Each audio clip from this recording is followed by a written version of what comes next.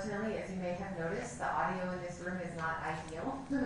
So we're trying to do the best we can under the circumstances, but I did want to remind you that you will be getting a copy of all these exhibits, and you'll be able to play it in the jury deliberation room that you're meeting in, and it's much better in there. You'll be able to hear it much clearer. It's just, it echoes through the speakers, so my apologies for that. All right, state next witness. Your Honor, the State calls Deputy Commander Kyle Hartzog.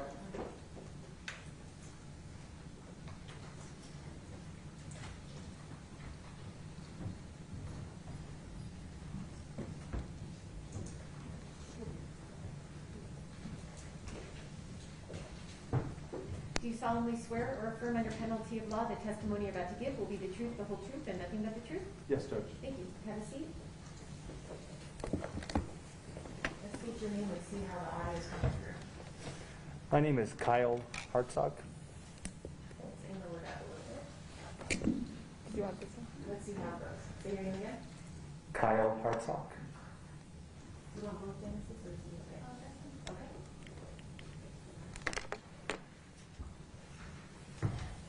Good morning, sir.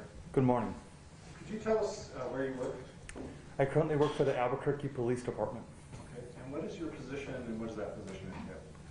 I'm a deputy commander of our Criminal Investigations Division. This is the division that oversees and manages our homicide unit, crimes against children, sexual assaults, child exploitation, armed robbery, cold case unit, and missing persons unit. That's a lot of units. It's more the traditional police investigative units. That's the division. I'm the second in command of that division. Okay, thank you. Are you a certified law enforcement officer? Yes. I'd like to talk a little bit about your background. What's your educational background? I'm a high school graduate. I'm a college senior technically, but I do not have a college degree right now. Okay. And where did you work before the Albuquerque Police Department? I worked for the 2nd Judicial District Attorney's Office and the Bernalillo County Sheriff's Office is where I started my law enforcement career. Can you tell us about what you did at the Bernalillo County Sheriff's Department? When I was 22 years old, I was hired there and I started in patrol like everyone does. I then worked inside the DWI unit for about 2.5 years. And then I became a detective in 2009 in our Special Victims Unit, which is crimes against children and sexual assaults. About a year into that, I got offered a position at a brand new task force that dealt with digital forensics, which meant when we had evidence of a crime that was a computer file, whether it was on a phone or a thumb drive or a laptop or a server, my team would help go in, secure that evidence, and help analyze it to assist in criminal investigations.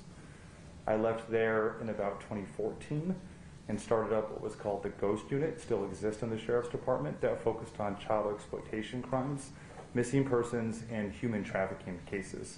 A lot of those cases delved deep into digital forensics, so virtually every case I had dealt with cell phones, computer files, call records, things of that nature. All right, well, since you mentioned digital forensic analysis, I'd like to talk about your training in that field. What is the New Mexico Regional Computer Forensic Laboratory? That is a Federal Bureau of Investigation run laboratory. There's 14 of them across the United States, and they serve not only federal criminal investigations from all the federal agencies, but also local police investigations. As a task force officer, I worked inside the FBI building for almost 4 years, completely under their command and control and under their training regimen, but while still employed with the Sheriff's Department.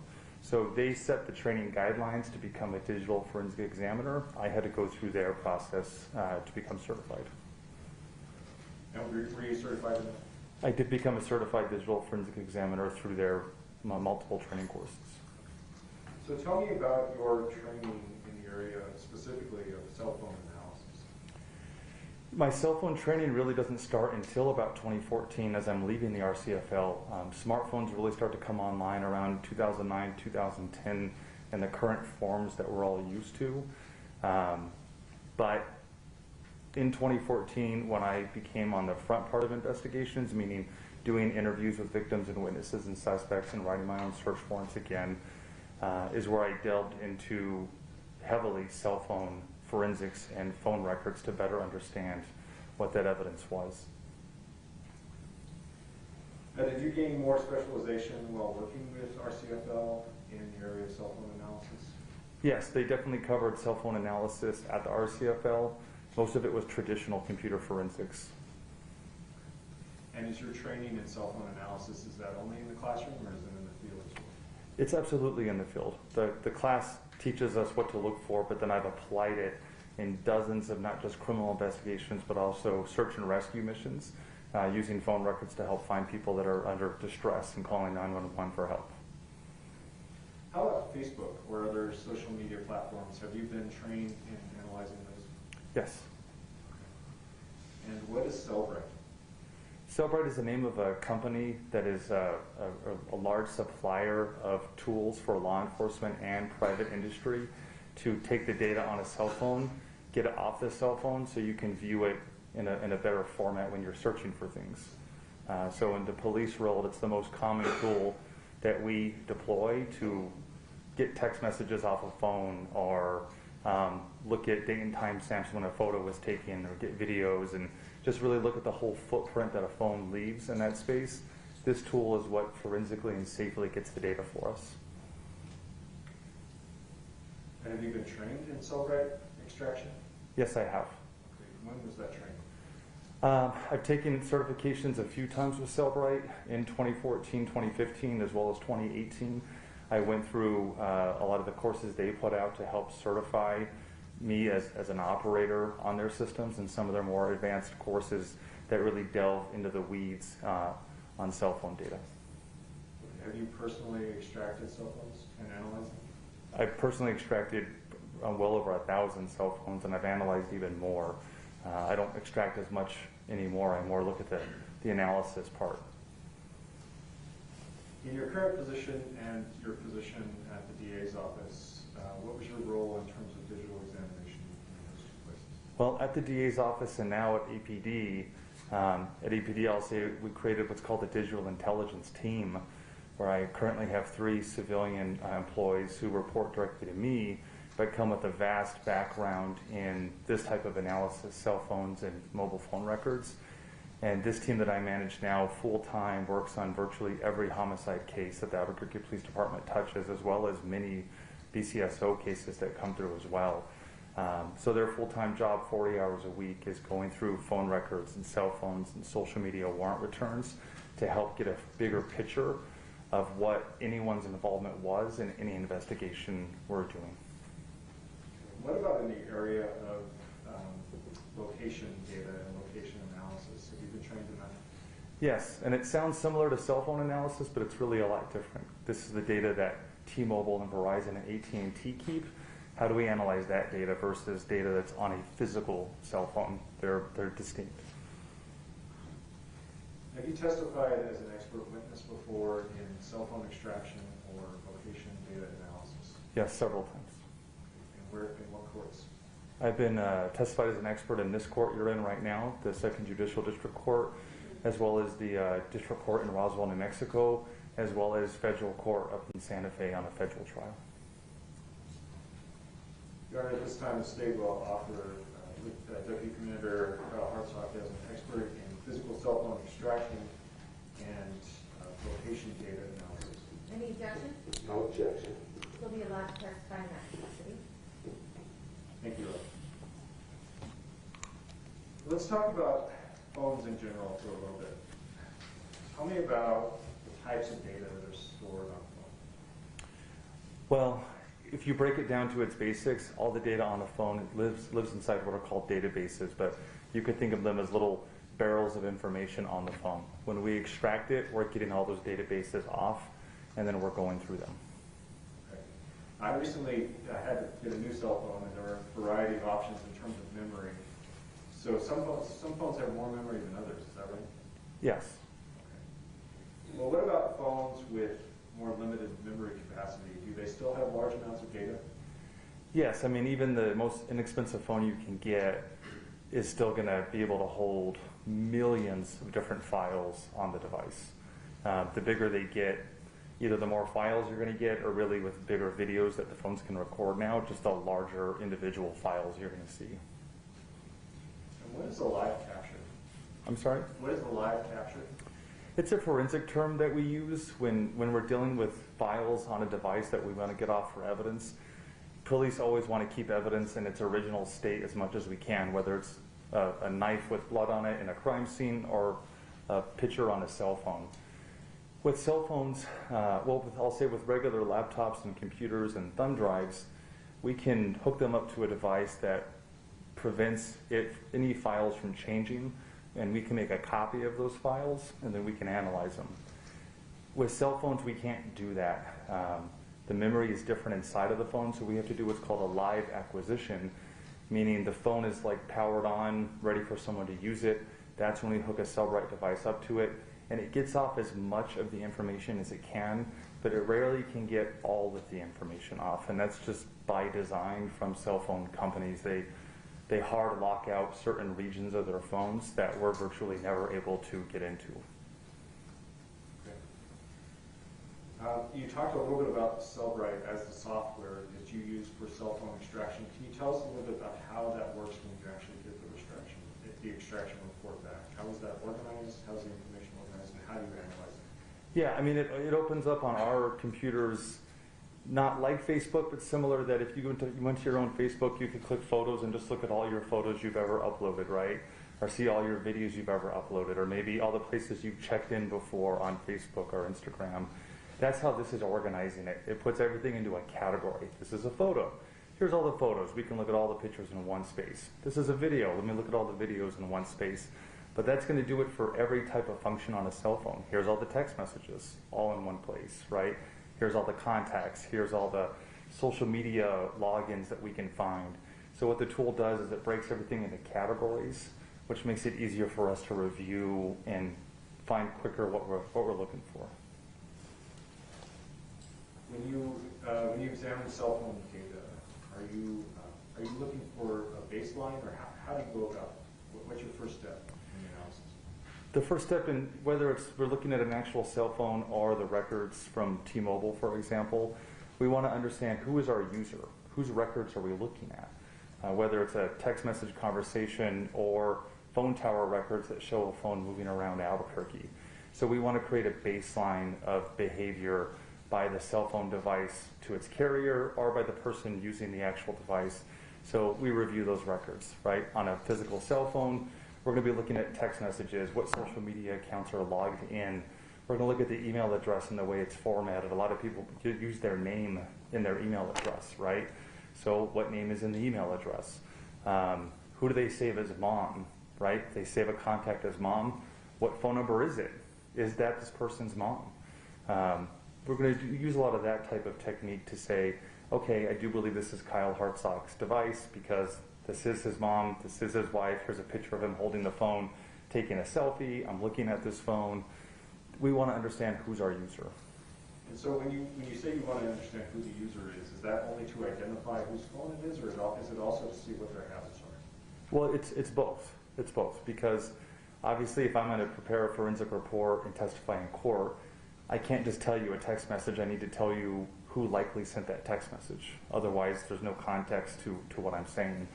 And two, when we look at especially violent crime investigations, we tend to find that there's anomalies in people's behavior and how they use their phone, whether it's who they call or how the duration of those calls or where they travel to or who they text with the violent crime.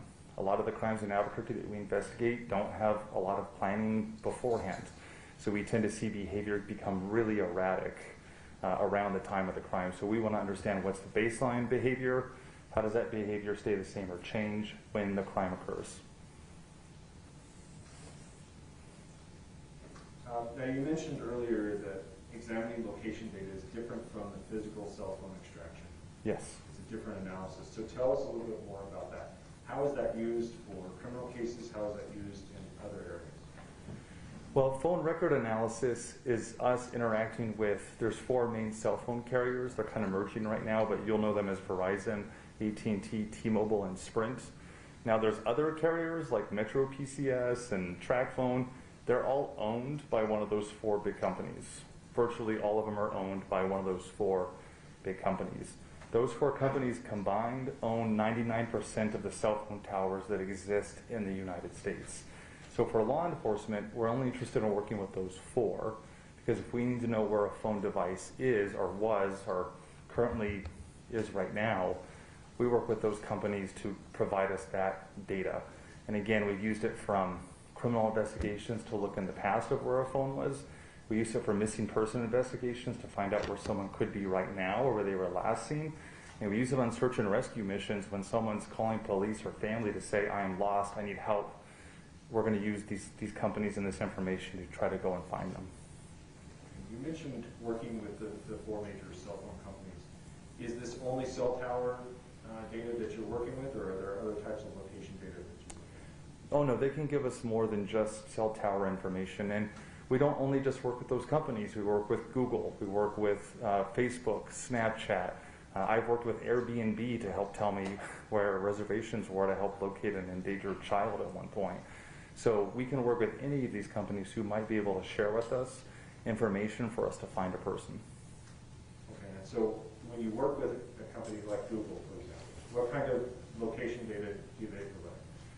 Google does keep location data on many of its users with their consent. They track phones with Google accounts logged in 3 different ways.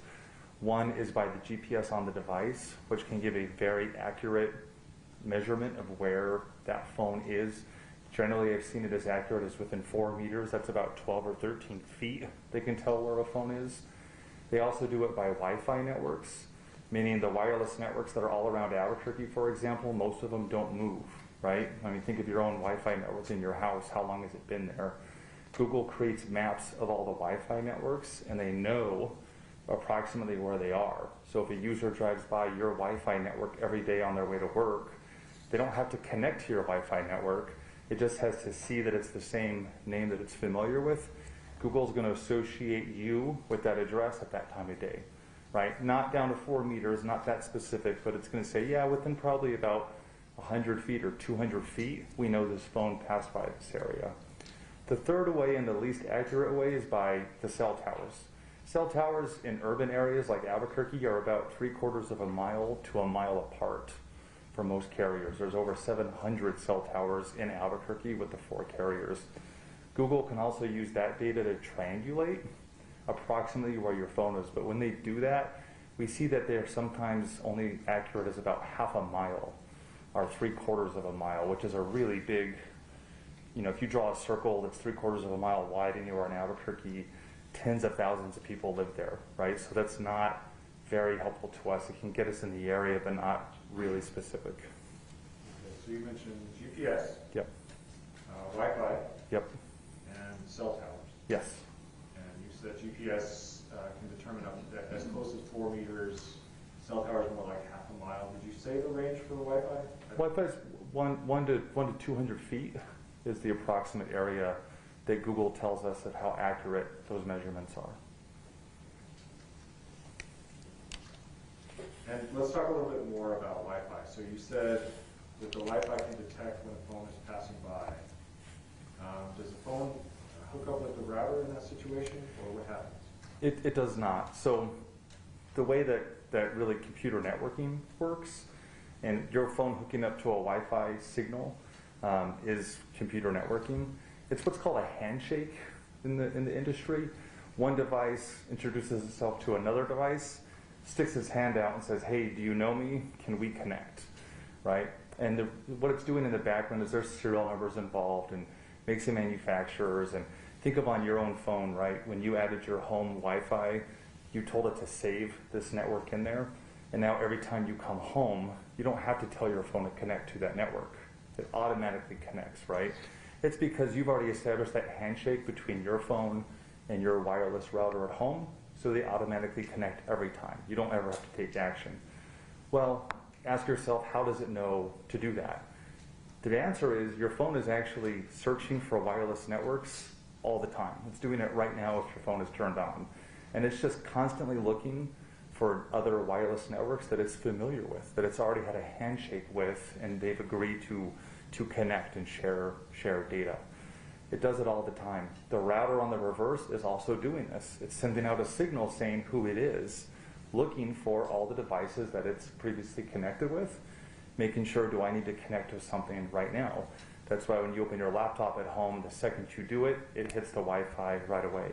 If you're somewhere else, it doesn't, because it can't make that handshake, it can't connect. For Google to create these maps, your phone doesn't have to actually handshake with the network, but it does know who it is because it identifies itself. So that's what it's doing. It knows it exists, it can see it. You guys can drive around town with your Wi-Fi open and just watch network names pop in all the time. It doesn't mean your phone connected to any of them, but you can still see that they exist. And you mentioned putting your Wi-Fi identifiers into your phone. So when I do that, when I put my Wi-Fi into my phone, I also add a password that's on the back of the router. Yes. And I can see other networks in my neighborhood, but I don't have their passwords. So am I connecting to their routers? No, to connect and actually establish an internet connection and have that device remember your device, you'd have to have their password if encryption was turned on, and then save it inside the device. And, you know, I did child exploitation investigations, so we were inside people's homes all the time with search warrants, looking at routers. You know, around 2013, 2014, almost every router started to get locked by the cable provider, right? By Comcast, by Qwest, by whoever it was. So the days of seeing open Wi-Fi networks also just went away. Now you mentioned that with Wi-Fi networks, the accuracy range is about 100 feet to 200 feet. Yeah, I mean, things like walls. I'm sorry, go ahead. Go ahead. Oh, no, please. Yeah, it changes because like things can interfere with it, right? Big walls, objects, things can affect the distance of a Wi-Fi network. Just like when you were a kid and you had the walkie-talkies you played with, if you were outside and you could see your friend, they worked really well. If you guys both went in your house to try to talk to each other, they worked really poorly. The Wi-Fi signals are the same way. Things can interfere with the signal, which can affect the quality. And so is that about the same distance where a phone would connect with Wi-Fi? Is that right? So it's just where the location is? Yes. So if I'm walking around my house and I go into the backyard, I'm probably still connected to the Wi-Fi because I'm only about 100 feet from it.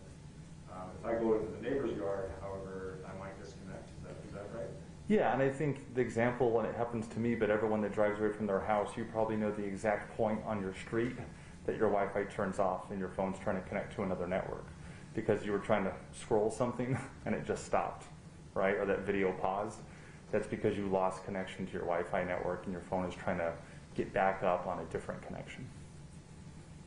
So you talked about the companies that track location data a little bit. One of those was Google. Yes. The cell phone companies. So does Google track everyone's phone? Not necessarily. Okay. The users have to consent to it. And is it any type of phone? Or in other words, is it an iPhone? Is it Android? Does it matter? It can work on an iPhone, it can work on an Android, it can work on a BlackBerry if you're rocking one of those. That can work on anything that a Google system can work on. So how do you obtain this information? Where do you find it? Well, for law enforcement investigations, we write search warrants to Google under this example, and we give them unique identifiers, like a Gmail address, for example, and a date range. They'll then give us the information back. Okay, you also talked about the size of, going back to the physical extraction. You talked about the size of phones, and even the phones with the limited memory, they can have millions of files. So how do you narrow that down as someone who's analyzing that phone? What specifically are you looking for? Because you kind of talked about looking to see who someone is, what their habits might be, if there's unusual activity. Can you go into that in a little more detail? Yeah, when I look at a physical cell phone on any criminal investigation, I first want to identify who it is. Then I want to really focus in on the time of the alleged crime and what this phone's involvement might have been in that, or the user that had it. And I'm going to look at user-generated items on the phone, right? I want to look at outgoing text messages. Like, what is this person typing?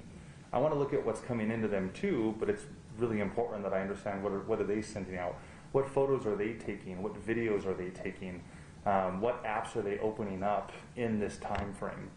Because to me, I'm trying to set a state of mind for this person, and then I'm going to compare that to other evidence in the case.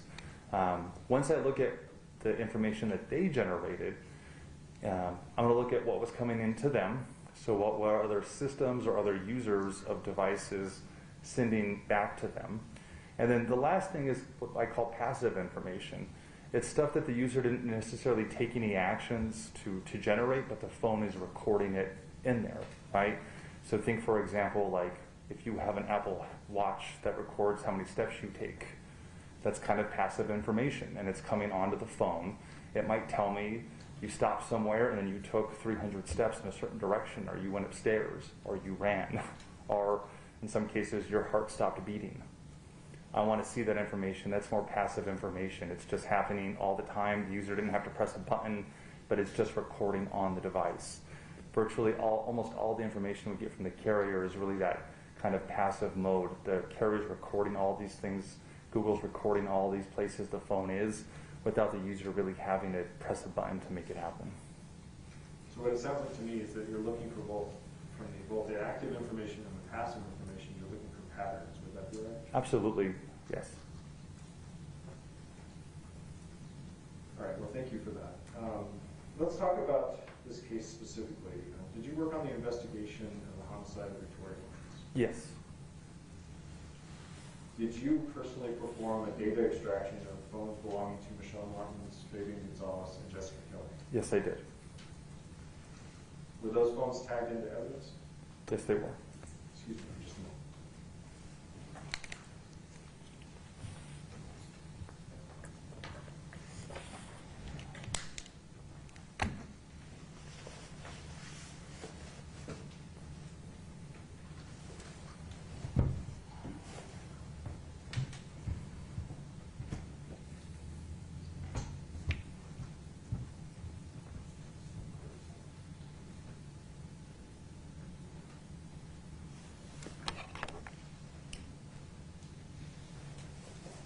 So I'm showing you what's been admitted as States 91. Do you recognize those phones? Yes.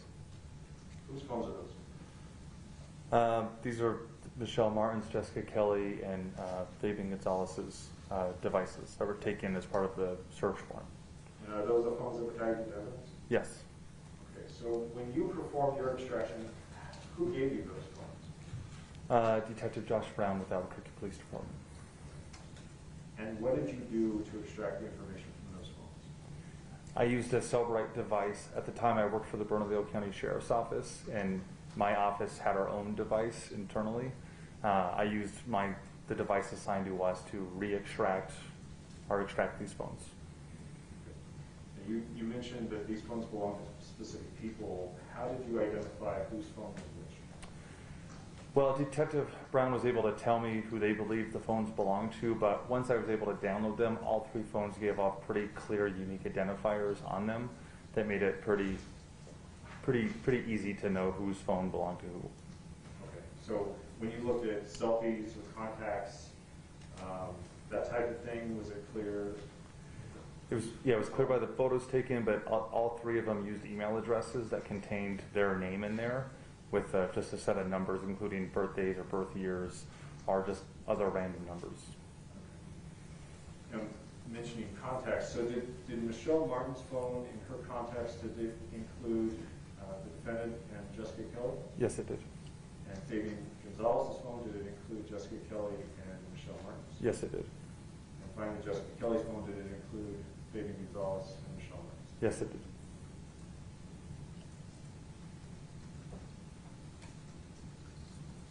And also going back to contacts, do you recall seeing a contact on Jessica Kelly's phone labeled as mom? Yes. Was the phone number on that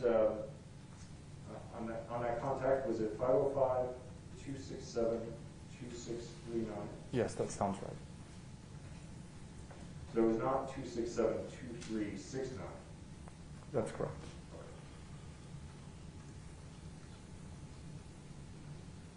And we'll talk about the extractions in a little more detail, but before we get there, I want to talk about location data. What did you do with respect to location data in this case?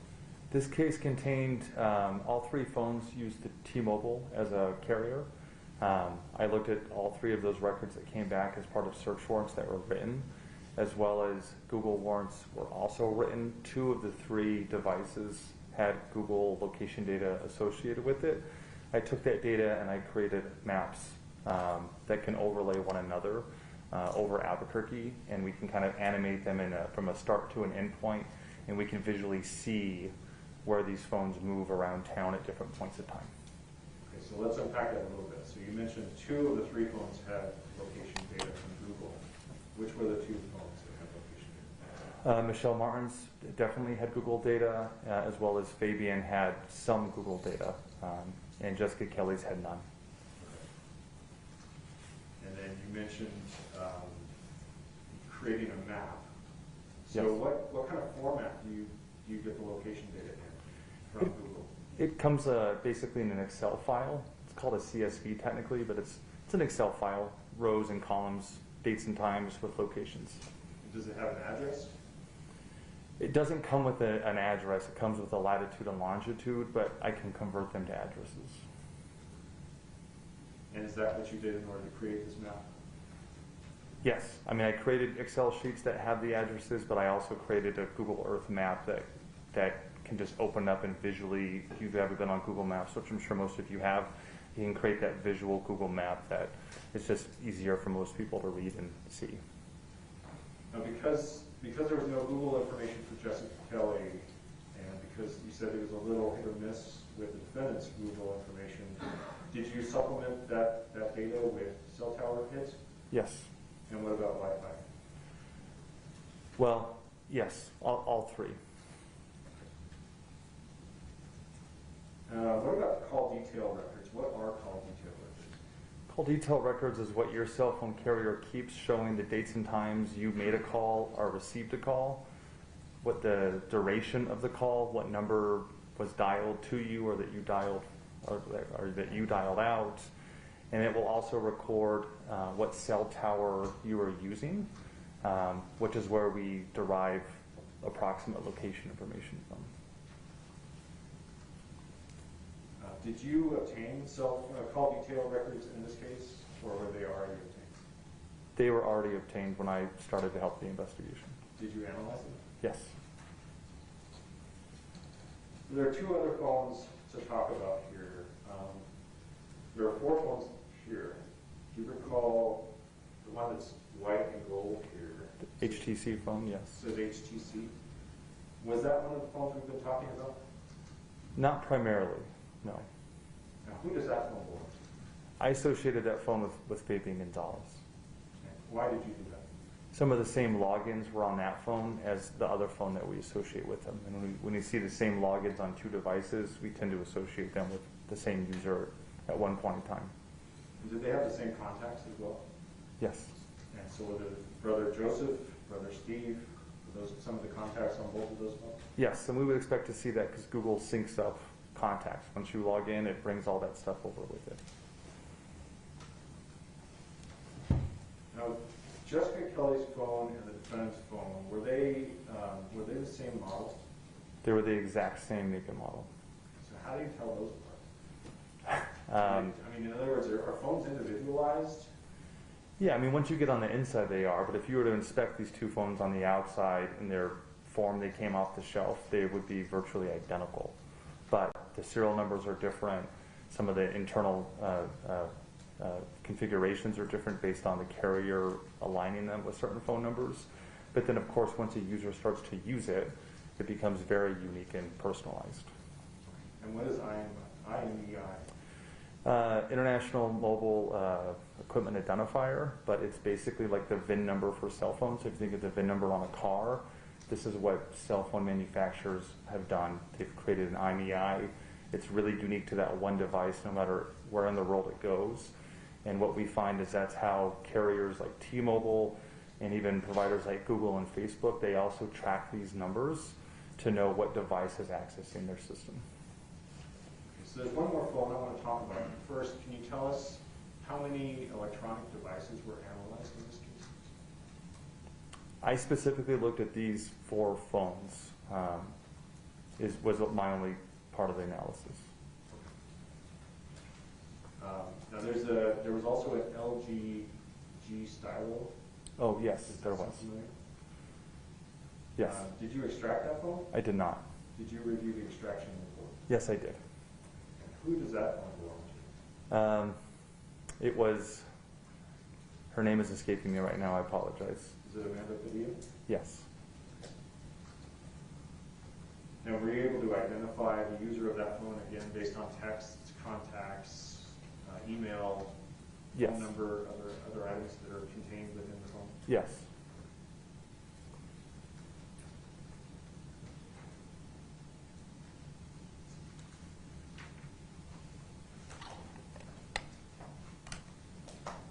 Madam Mayor, personally? You may.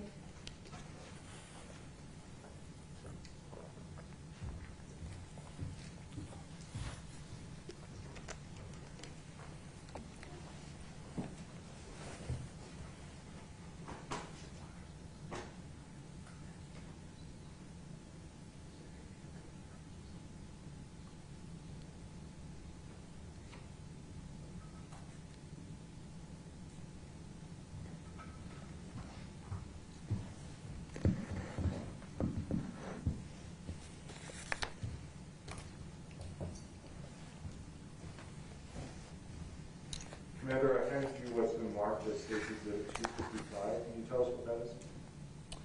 This is the search warrant returned from Google on one of the accounts that came back. And who is that account belong to? It's listed as Shelly71481 and Shelly69143, who we associated with Michelle Martens.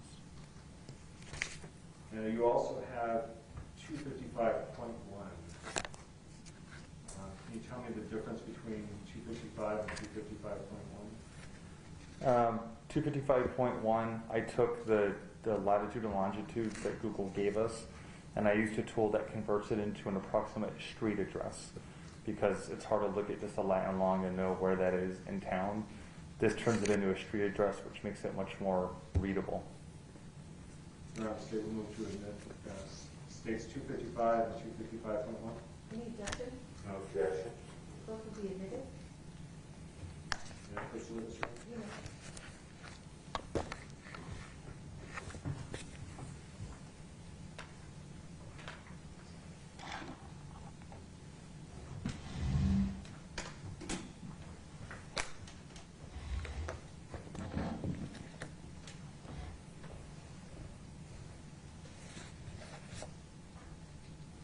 Commander, I handed you what's been marked as States Exhibit 256 and 256.1. Can you tell us what 256 is?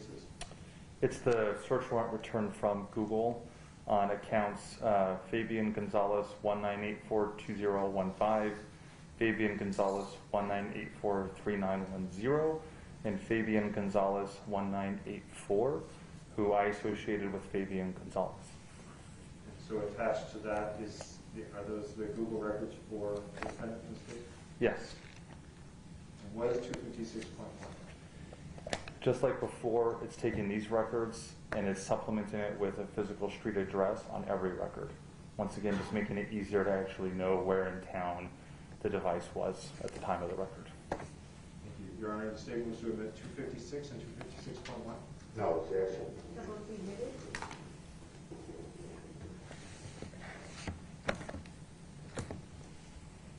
May I approach the witness You room? may.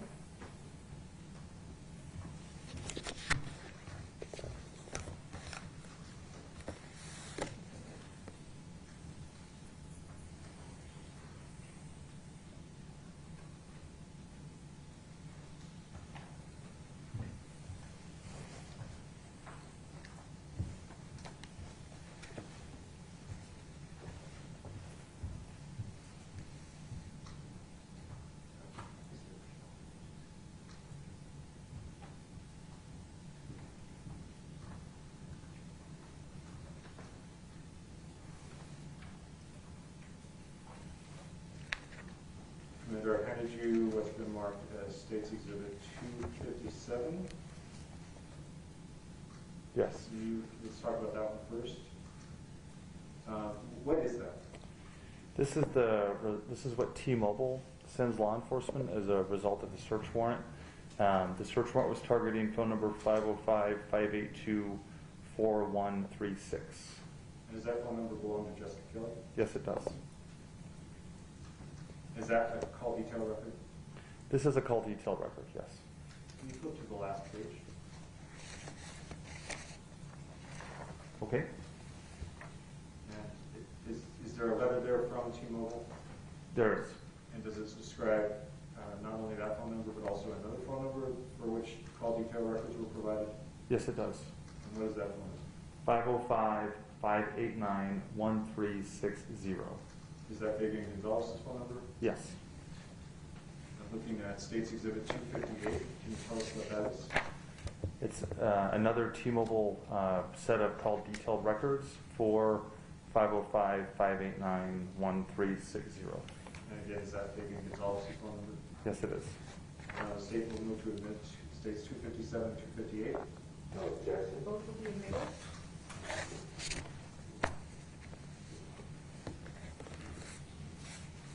So, Commander, you have there the Google records and the call detail records. In the call detail records, does it have the cell tower? It does. Okay. So did you use all of those records to map the movements of Michelle Martens, Jessica Kelly, and Fabian Gonzales in this case in the days leading up to the homicide? Yes, I did.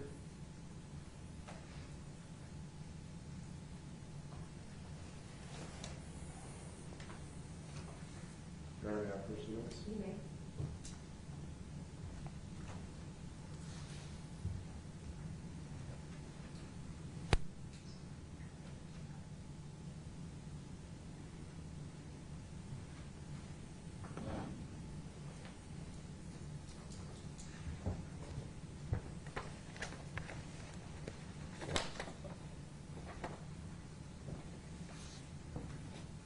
Commander Hartsock, I handed you what's been marked as States Exhibit 254. Did you provide the District Attorney's Office the mapping that you discussed for purposes of putting it on a thumb drive? Yes, I did. And is that the thumb drive with the mapping? Yes, it is. Remember just a moment? You may.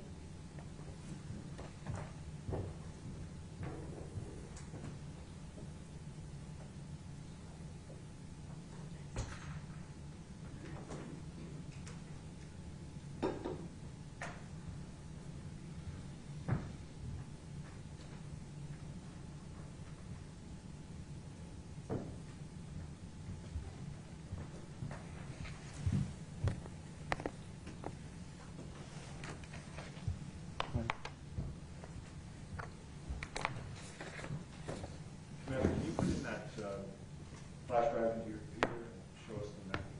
Yes. Excuse me, Your Honor. State will move to admit States 254. Okay. 254 will be admitted. May I publish it? You may.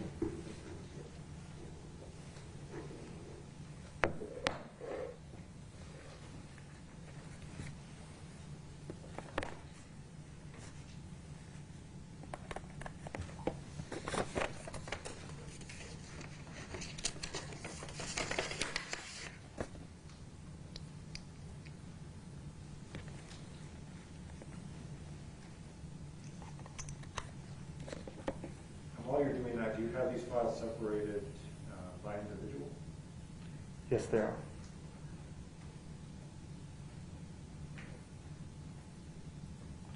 Is it up on yours? Yeah. Okay.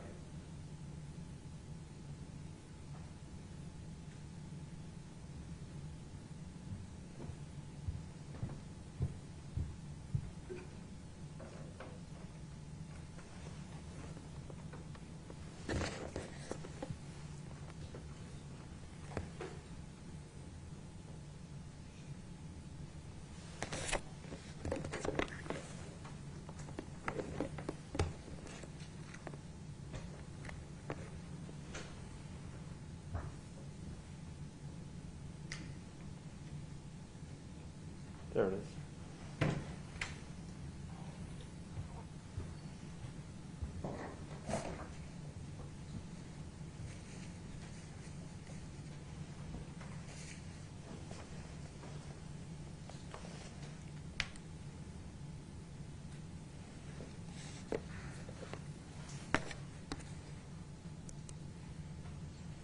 Commander, can we begin by you taking us through Ms. Kelly's location data? Or how do you have this organized? Yeah, and just to kind of familiarize the jury with what you're seeing is this is Google Earth, which is a free program that anyone can download, but it's using Google Map called the satellite view data to show an overhead view of Albuquerque, New Mexico. So we're pretty high up, but it lets us see the whole city from right here. On the left, you can see there's a folder that says records. I highlighted it, and below it says Michelle's records, Fabian, and Jessica Kelly. When I hit a checkbox on any three of these or uncheck them, it's going to show me their records or take them off the screen. If we open up Michelle's records, for example, we see that it has the 505-588-8354 number in there, as well as her Google records are loaded. Fabian has 505-589-1360, as well as his Google records loaded. And Jessica Kelly has 505-582-4136. So those are the records that are loaded here. I also have locations that are loaded, which I can make appear on the map that at one point or another became relevant in the investigation. So as you see records move around, you can also see what locations are they approximately by. Well, before we go on, so you mentioned there are specific locations, and those are, it looks like I can see addresses on the map. Yes. Can you tell us which individuals are associated with which addresses? So let's see, I see down at the very bottom of the map, 3140 Lost Desert Drive. Do you know who lives in that address?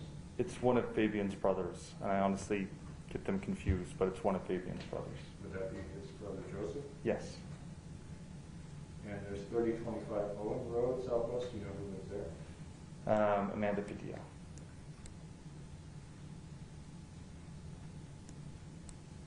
And then we see 1926 Lake Drive. Do you know if that's the address for David Chavez?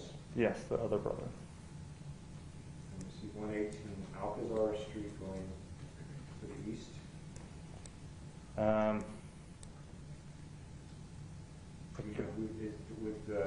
Do you know if that would be Pee-wee's address? I believe that is Pee-wee's address. And 316 Espejo Street northeast. Do you know if that address is associated with Martin Martinez? Yes.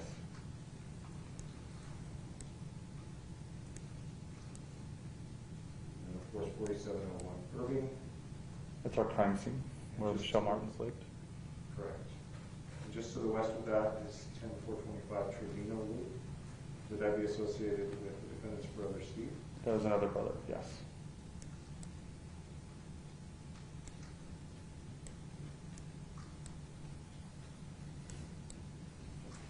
And you mentioned that you can check different boxes to go through each individual. Can you also overlap them? Yes, we can. So we can just see one phone moving around or where it stays, or we can add on each of them one at a time or just show everybody. And you talked about patterns a little bit ago. Is one of the patterns you look for, is it this type of overlapping or even separation between different individuals involved in the case? Absolutely. When devices come together, when they go apart, and again, how we compare that to other evidence in the case can become critically important. So what date did you start on for Jessica Kelly? The record started on August 15th and go through the call to police. I started breaking down into shorter segments, all of their movements starting on August 17th.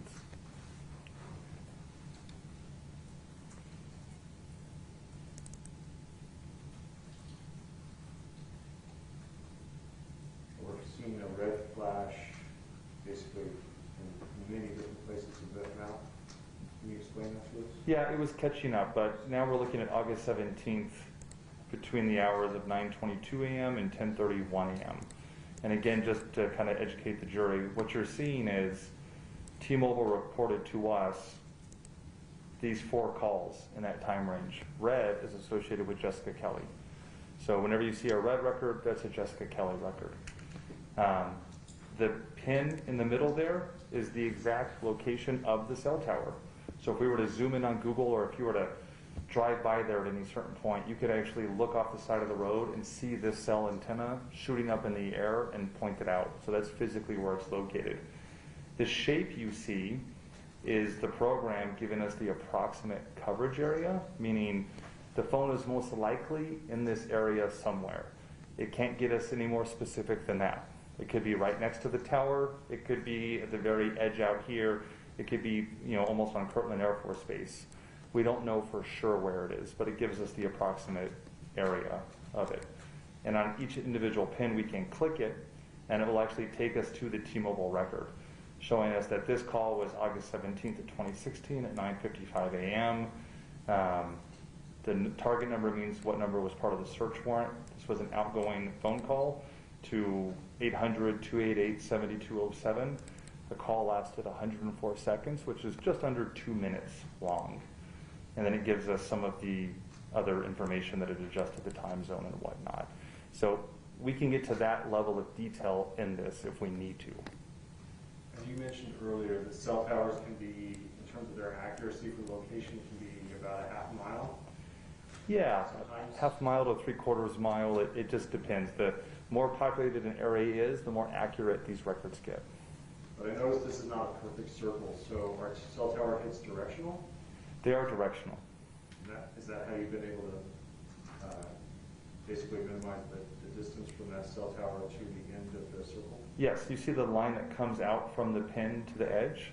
That is the direction the antenna was facing. So the cell tower might be on the top of a building or a pole, but if you actually look up top, there's 3 antennas that point 3 different directions, almost like a slice of pie in each direction. And they're responsible for covering that area of it.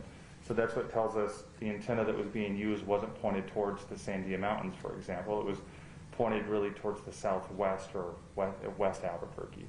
So the phone would likely be in that area.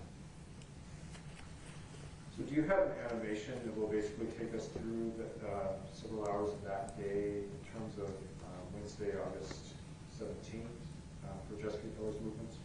Yes. Every time we double click down here, it's going to advance us about 2 hours. And you'll start to see the red blips kind of show up and disappear. Like you saw it right there, that's telling us the phone is moving. And again, we're moving forward in time. This is the 17th at around 2:19 p.m. We go to about 4:31 p.m.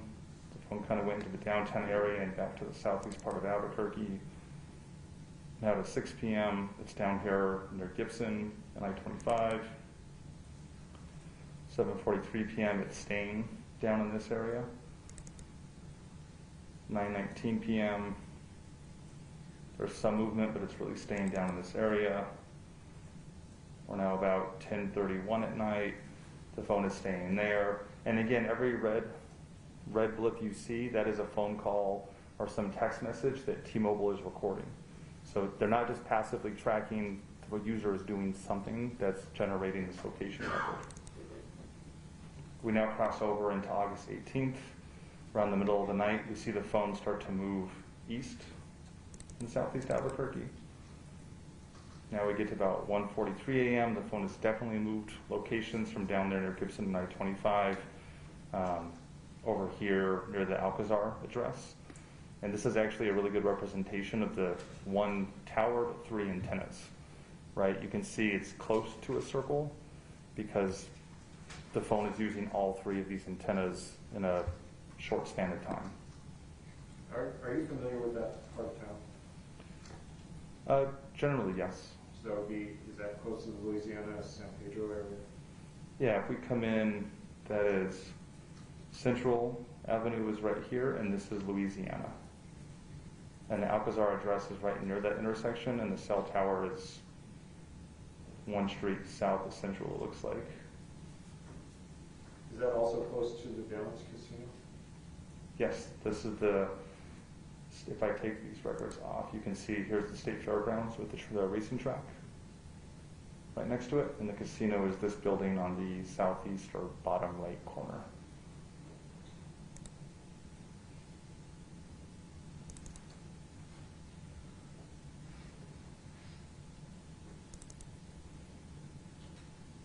So now we go to the 18th around 3:19 in the morning. Again, the phone starts to now move again. And now it's traveling and hitting near the big eye.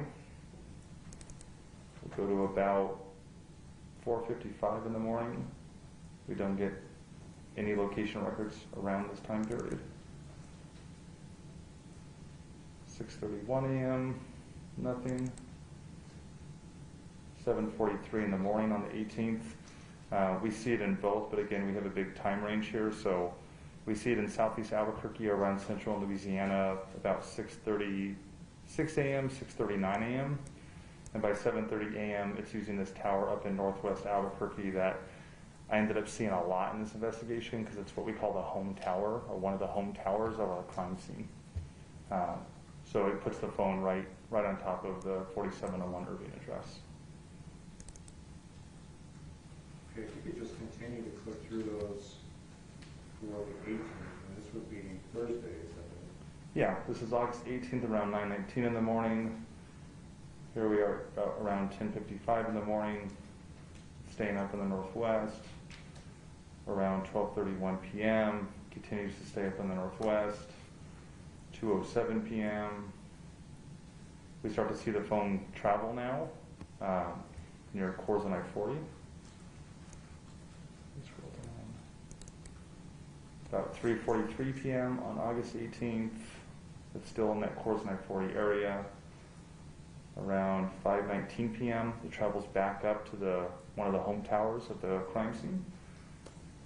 6:31 p.m., there's some movement and the phone now travels back down towards the South Valley of Albuquerque.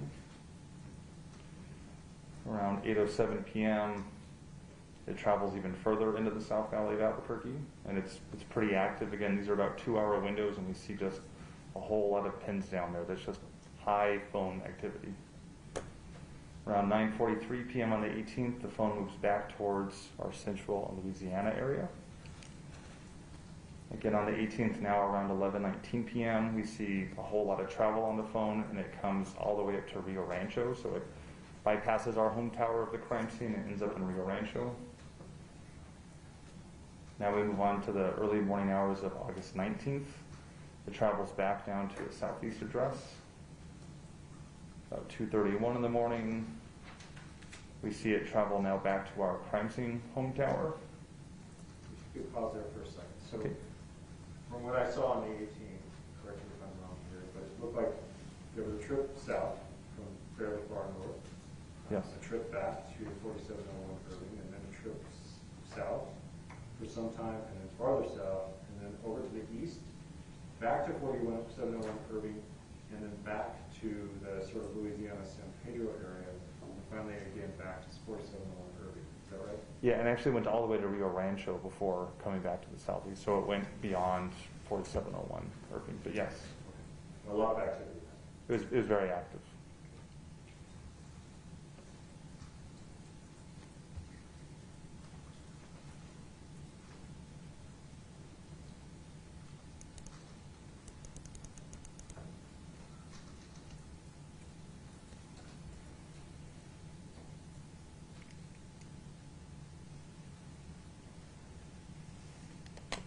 You keep scrolling through, I'm sorry.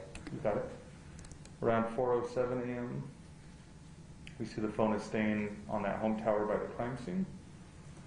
Around 5:43 a.m., we don't get any registered activity. About 8:07 a.m., we start to see activity on that home tower, and the phone is definitely traveling. Now it's near I-25 in Candelaria, that area. About 9:19 in the morning, it's now kind of goes all the way south on I-25 near Gibson, comes back around and ends up at that central Louisiana address. About 10:55 a.m., we see the phone then makes a trip back up to our home tower of the crime scene. 12:07 p.m., the phone is pretty firmly at that home tower of the crime scene, one of the home towers. 1:43 p.m., you definitely see some travel kind of south on Coors, across the interstate, and ends up back at that central Louisiana tower. 3:19 p.m., It's pretty firmly at that central Louisiana tower. 4:55 p.m. It's now traveling east on central, not a tower we see a whole lot so far in this analysis. 6:31 p.m. Whatever that trip was, the phone came right back to our central Louisiana area.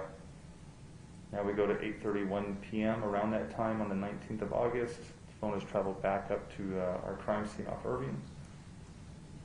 On the 19th at around 10:07 p.m., there is some traveling going on. We can see towers are moving in that area. It's not a travel of a great distance, but there's definitely some movement away from those home towers. At 11:43 p.m. on the 19th, the phone is pretty firmly at the home tower of our crime scene. Now we move into the early morning hours of August 20th. Before we get to August 20th, are you able to switch individuals on this fairly easily? Yes. Okay, so if we can go back to, now that we've established sort of a baseline here with Jessica Keller's movements, can you go back to the 17th, which is Wednesday, at roughly about 10 p.m. for Michelle Martens? Do you want just hers? Yes.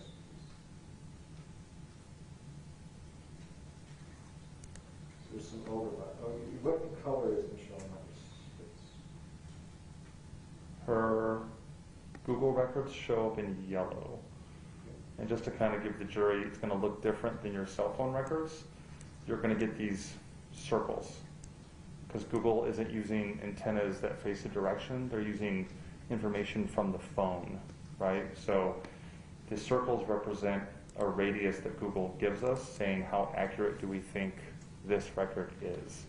And then the tool is displaying that for us.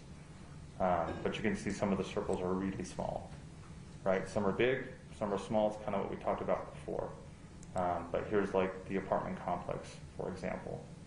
And there's that Wi-Fi source telling us it used a known Wi-Fi network to Google to approximate the location of this phone. So her Google records show in yellow. And just so we don't have to rely on our memory, why don't you go ahead and overlap that with Jessica Keller's records? This is around 8:40 p.m. these records up here, and around 9 p.m. down here. You want it a little bit further, you said? Yes, starting around maybe 10:30 p.m., 10:30. Oops, hold on. That's not, let me just fix this. The 17th? Correct.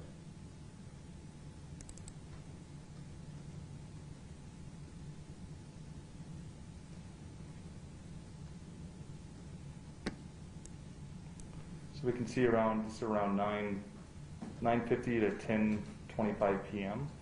So that kind of 30-minute window around 10 p.m. We see not only Jessica Kelly's phone hitting this area off of Gibson and I-25, but we see the yellow Google dots representing Michelle Martens' phone syncing up. Could you continue into the early morning hours of the 18th?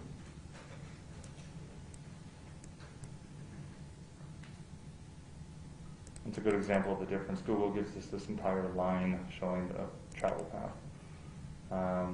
We go to the next kind of time period. We see, again, Jessica Kelly's records move east, and so do Michelle Martens. What time is that? This is around 11:52 p.m. Into several minutes after midnight. You can advance one more, please.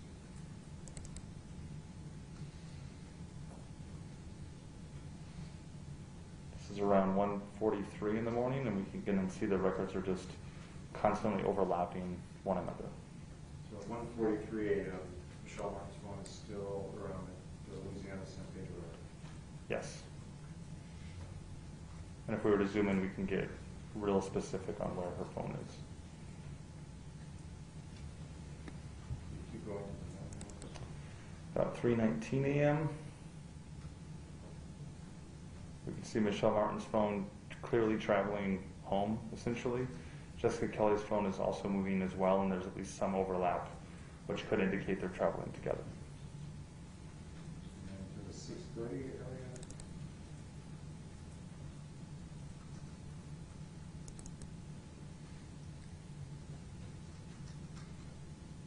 6:30, we see Michelle Martin's phone start to move, and it comes back into this southeast part of town, off kind of Gibson and I-25 to the east.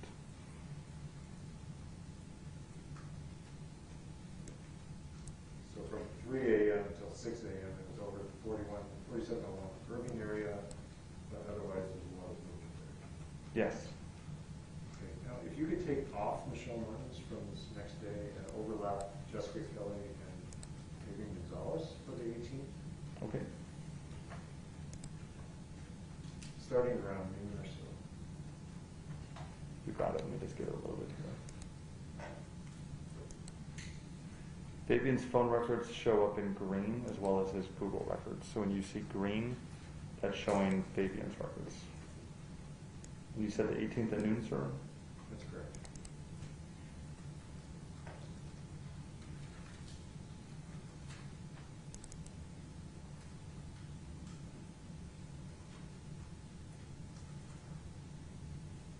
Okay, the 18th around noon, we show Jessica Kelly's phone hitting off this home tower of the apartments, and I don't see any records for Fabian. All right. No, I don't see any records for Fabian around this time.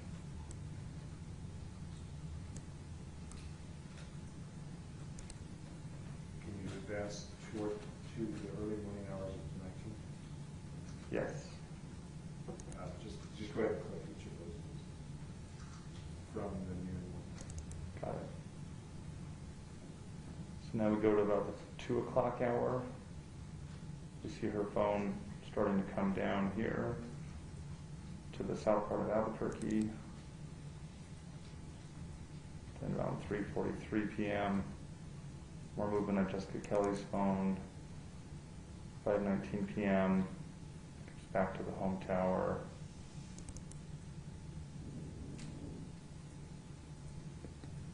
6:31, it's moving again down south. You mentioned that there were some Google records for the defendant that were not available. Is that right? Yeah, just Google didn't report all the times for us. And what about cell towers? Were those available for that day? If you look at States 258, I believe, which is in front of you, the call detail records for 589. Yeah, they started on the 21st for Fabian's phone records, on August 21st. So if Google didn't report during this time, we didn't have T-Mobile records either, so we just can't say where his device is. Okay, so let's go to, because we don't have the records there, let's go to 8:20, starting at noon with Jessica Kelly and Fabian Gonzales. Okay. And now you can see the green start to show up. Now again, we had Google records as well, so don't let the big red cover up the fact that we got these greens in here, which are Fabian's Google records, right on top of the apartment complex at 4701. That's August 20th, around 10:30 in the morning. We go to 12:07. We see Jessica Kelly's phone move south. Around 1:19 p.m. it moves east over here, and again we can see Google records from Fabian starting to fall within the same general region of Jessica Kelly's cell tower records. This would be Saturday the 20th, is that right? This is Saturday, August 20th. And now we see around 2:55 p.m., 2 p.m. to 2:55 p.m., there's this travel that goes from southeast Albuquerque over to kind of the west side and South Valley part of town. And it's represented really just by one cell tower hit for Jessica Kelly, but many, many Google hits, which kind of more clearly show the pattern or the route that was taken to make this travel. And it ends over here at one of our, really, two of our addresses of interest show up. One on the Lost Desert Drive, and one that's very close to our own address.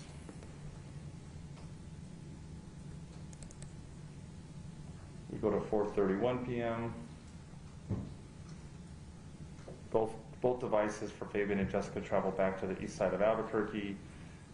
Again, our little green dots inside the red show they're in the approximate same area. And then we see what appears to be both devices traveling back up and arriving about 4:31 p.m. up here at 4701 Irving.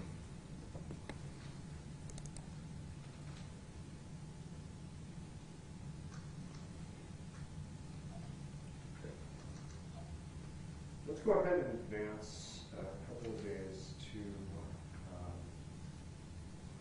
let's go ahead and go to the 23rd. Okay. And did you notice anything about Jessica Kelly's record starting at midnight on the 23rd? Her cell tower records? Yes, correct. They didn't. Her location data. Yeah, her location data that was reported to us just didn't move off of that home tower for the apartment complex the entire day. Well, we've seen a sample here of the 18th and the 19th. Do you know if her movements on the 20th and 21st were, and even the 22nd, were similar in terms of going all over the city? Yes, Without she's. going through each individual home? Yeah, her phone is moving all around the city every single day until the 23rd, and this is where we talked about anomalies and looking for changes of pattern behavior. On the 23rd, her phone just sticks on the 4701 tower. It makes very few calls or receives them, and it doesn't move the entire day until police arrive and take her phone the following morning. That's the next movement we see is when we've taken the phone. Well, let's go through the movements of Michelle Martens and Fabian Gonzales on the 23rd. Okay. Starting in the morning.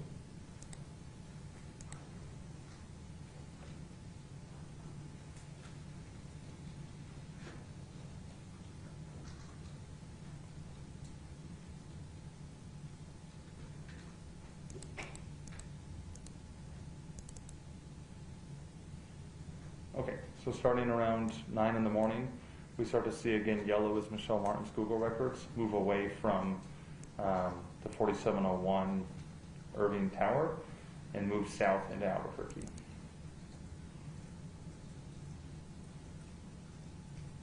The phone then returns promptly back to the apartments by about 9:36. At 9:57, the phone again starts to leave south away from the 4701 Irving address. Around 10:30, it arrives here on South Broadway. So in the kind of industrial southeast part of the South Valley is where it arrives. 11:31 a.m. It starts to travel north away from that location. 11:41 a.m. we see it arrive in the area of the cell tower records and Google location near the 1926 Lake Drive by about 11:41 a.m.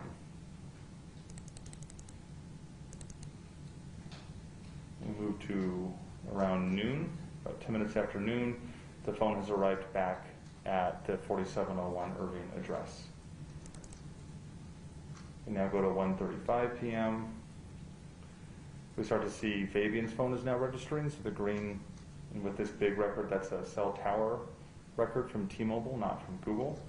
But we start to see it register, and again, it's on one of these home towers that services that apartment. 2:47 p.m. Michelle's phone starts to leave south away from the apartment again. 3:09. It's arriving back down here near the lake address. So this would be the second time that day at the lake address? The second time that day it was there in the late morning, and now it's back about 3 p.m. And again, the records are so accurate, again, we can be just right on top of that house pretty much, or a few houses. 3:44 p.m. The phone stays there. So it's there for, at least half an hour or so. 4:32 p.m. It's still there. So now we're over an hour. 4:53 p.m. The phone is now moving back north away from that lake address, and it's on course, kind of traveling back towards 4701 Irving. Around 5:05 p.m. it gets home. Let's pause there for a moment. So this is August 23rd on Tuesday. Is this the day of the homicide? It's gonna happen that night, early morning of the 24th. I'm going to show you, first of all, remember the impressions?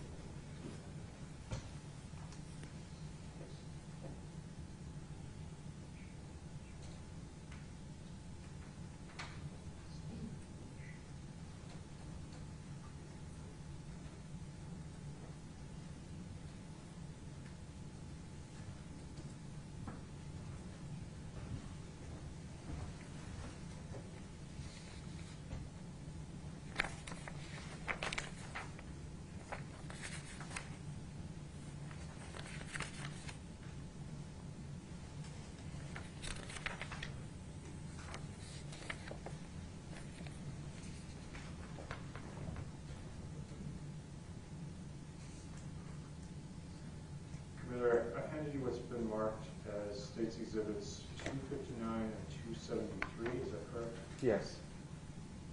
Can you tell us what 259 is?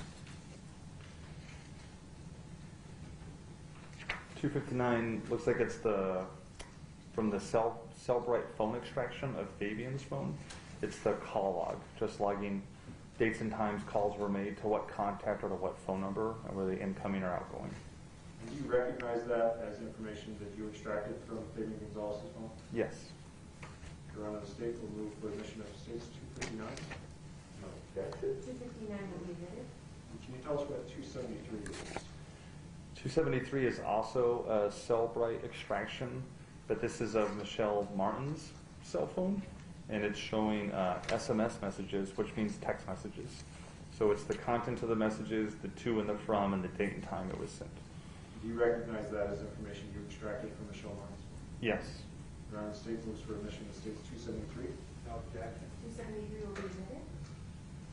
Your Honor, may I publish? You may.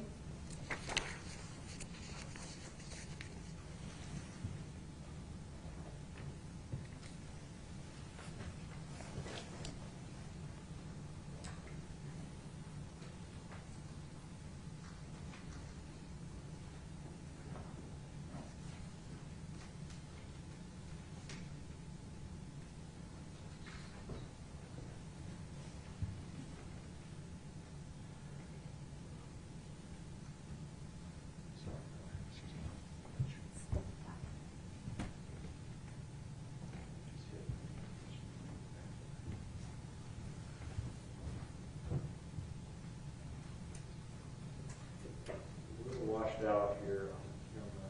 I don't know if you can see that. It might be better if I just hand it to you. Yeah, I couldn't read it that well, I'm sorry.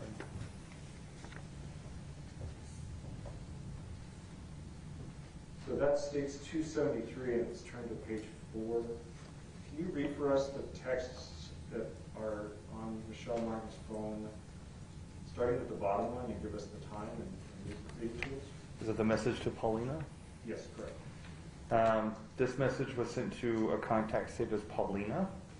It was August 23rd, 2016 at 2:33 p.m. The content says, from Michelle Martens to Paulina, can you watch the apartment, keep knocking on my door, and say you are my aunt, and make sure everything is cool? I have to leave for a min. Okay, and what about the one right above that? It's from Paulina about a few seconds later after that message was sent, saying free message, receiver 505-545-7922, which is Paulina, unable to receive message. Message blocking is active. Now, can you tell from that information on Michelle Mark's phone whether the contact Paulina received that information? I would say Paulina did not receive that information. And the time again of those two texts? 2:33 p.m. Okay.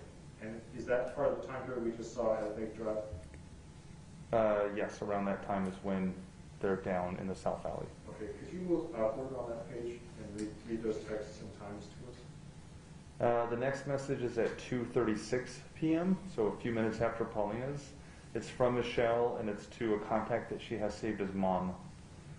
It says, Mom, can you get Victoria, and I will get her after, still working on my car. And then at 2:39 p.m., 3 minutes after that, Michelle messages her mom again with the content saying, never mind, I got it. Okay. And what's the next text message on that page? At 3:37 p.m., from Michelle to contact saved as Jessica K, but it's the phone number we associate with Jessica Kelly. And the content says, please make sure you get Victoria at the bus stop. You said that was 3:37 p.m.? 3:37 p.m. And the mapping you just showed us, she's still at Lake Drive? She's still at Lake Drive. And what about the next one? It goes from 3:37 p.m. to 4:08 p.m., so about 31 minutes later, from Michelle to Jessica. Did you go get Victoria? And what about the next one? Now it goes from 4:08 p.m. to 4:35 p.m. This message is incoming to Michelle Martin's phone from a contact saved as Amanda Bailey's mom. The message reads, hi, this is Amanda, Bailey's mom. We're neighbors. Victoria is trying to get a hold of you. And you said the time of that was 4:35 p.m.? 4:35 p.m. And she's still at Lake Drive, Michelle Martens? At 4:35 p.m. she is still down in the South Valley. Okay.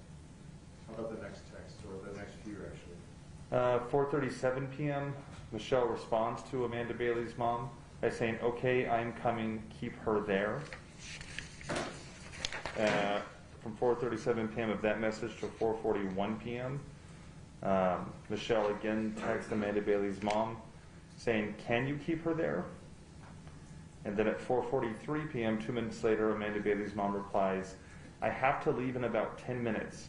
That's fine if it'll be before then. If not, I can walk her to the office to see if they can give her the key just to get in. Michelle responds back to Amanda Bailey's mom about 30 seconds later, have her sit on my porch. Michelle then sends another message because she misspells porch and corrects the spelling porch. And Amanda Bailey's mom replies about 15 seconds after the porch text message, just saying, okay.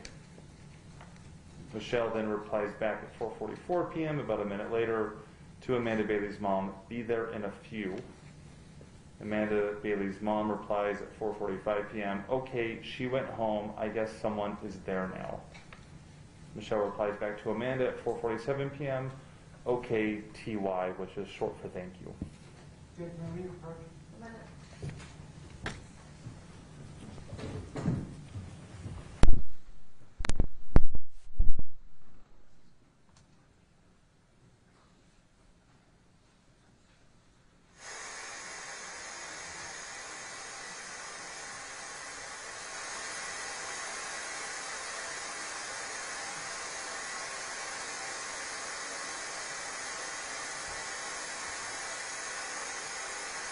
Let's take a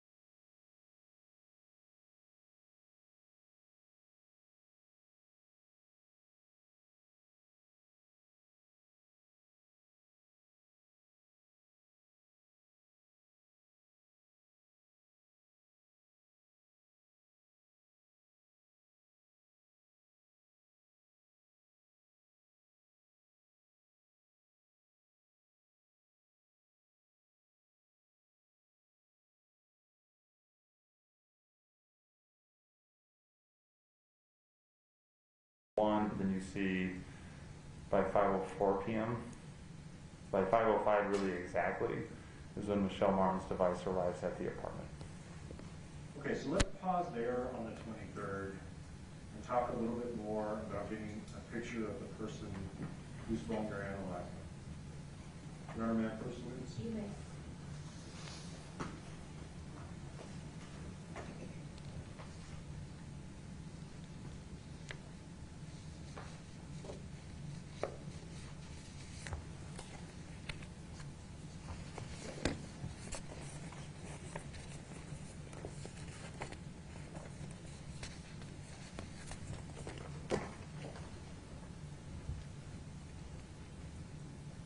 I handed you what's been marked as States Exhibits 260 through 264. Can you tell us what 260 is?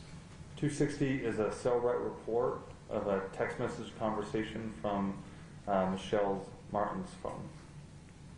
And do you recognize it as information that you extracted from her phone? Yes, it is. Tell us what 261 through 264 are. 261 is a photo taken off one of the devices that shows, well, it's a photo taken off one of the devices that I extracted, as is 262, as is 263, as is 264. They're all photos taken from Cellbrite phone extractions. And do you recognize those photos as photos that you extracted from Jessica Kelly's phone? Yes. Your Honor, say we'll move for admission of 260 through 264. No objection. 260 through 264 will be admitted. Your Honor, may I publish? You may.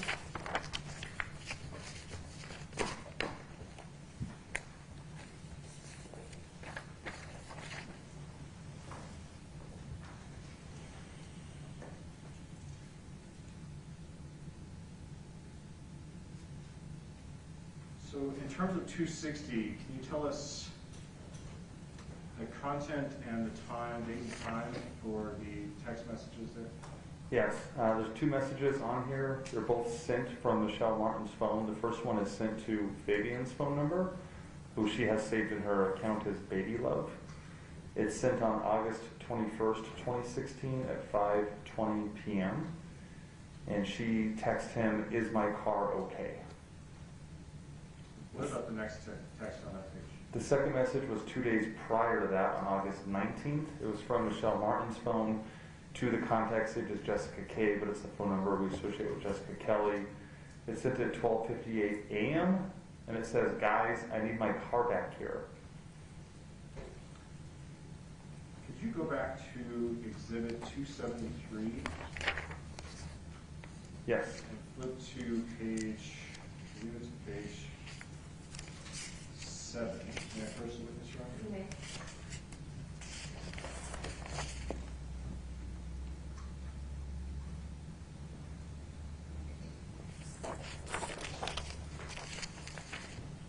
Starting in the middle of that page, can you read the three texts that are there and tell us who they're from and what the date and time is? Yes. It's the first, is it the one to Michelle and Mom you want me to start on, sir? No. I'm sorry.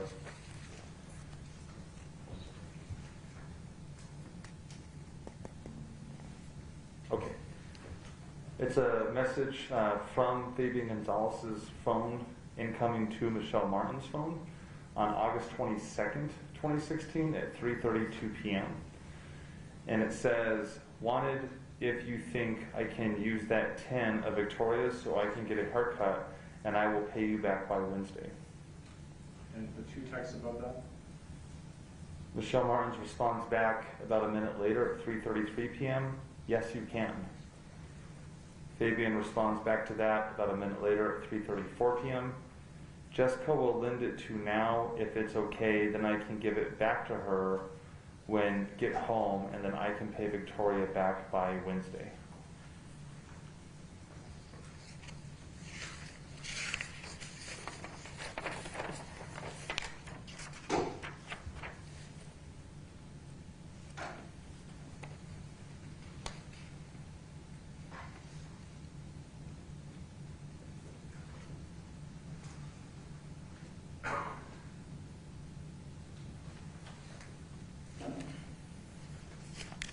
Show showing you what's been admitted as State's Exhibit 261. Do you recognize the individual in that photograph? Yes, that's Jessica Kelly. Does that appear to be Michelle Martin's car? It does look like the interior of it, yes.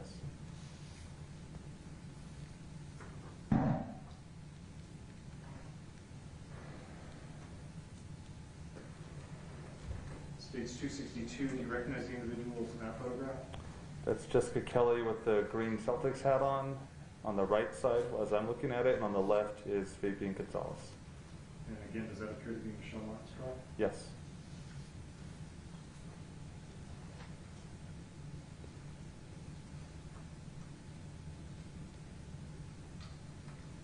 This is State's 263. Do you know who that individual is?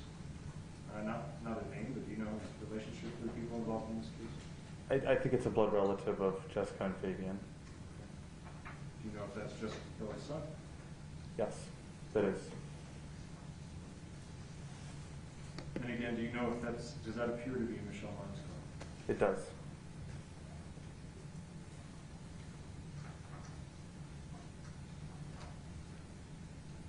Fine, it State's 264.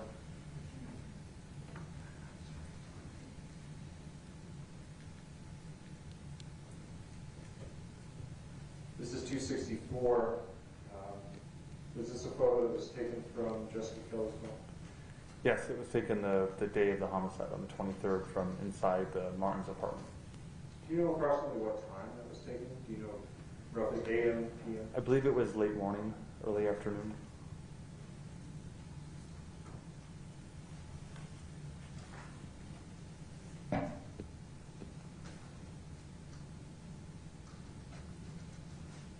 Going back to State's Exhibit 273, if you could turn to page 8, please. Okay.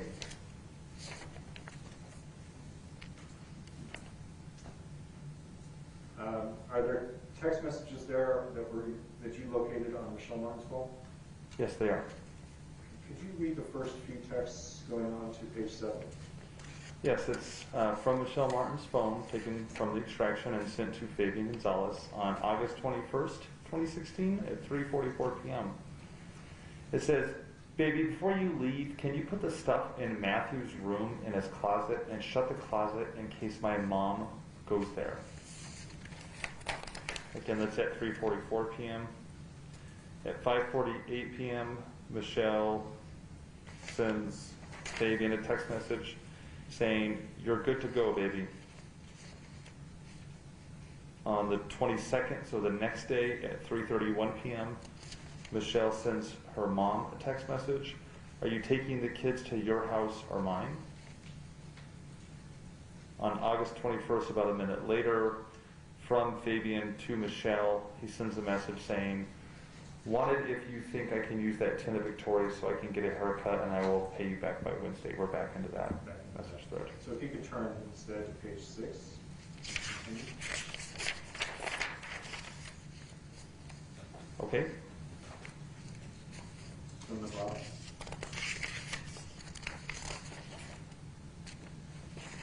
This is a message from Fabian to Michelle's phone on August 22nd at 4:52 p.m. It says, "Baby, what's up?" On the same day at 5:13 p.m., so about 20 minutes later, Michelle messages her mom saying, "Are you going to your house?" Her mom replies a minute later, "Yes." Michelle at 5:14 p.m., again, right after her mom replies yes, sends a message to Fabian saying, "I'm waiting for her to answer me."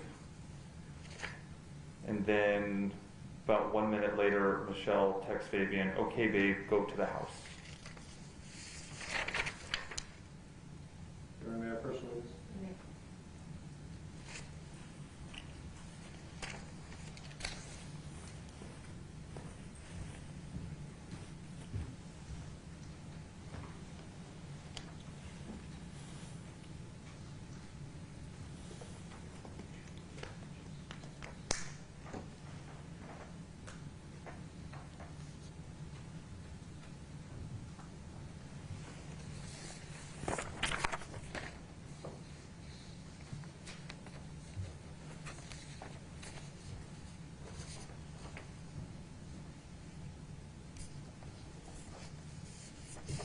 You mentioned extracting all of the cell phones in this case as well as going through call detail records. Are you familiar with other information in this case? Yes, Does that help you analyze the phones? absolutely. Gives me context of the evidence I'm looking at. Are you familiar with a barbecue that was held for Jessica Keller?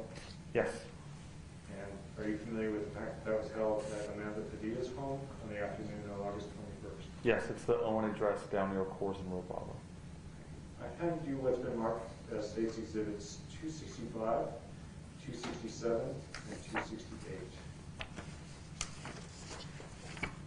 Yes. Can you tell us what 265 is? 265 is a photograph I extracted from one of the devices showing a picture taken at the barbecue. And what about 267? 267 is a call log extracted from Fabian's cell phone. And 268 is a text message thread taken from Fabian's cell phone as well. Your Honor, say we'll move for admission of 265, 267, and 268. No objection. 265, 267, and 268 will be unit. May I publish, Your Honor? Unit.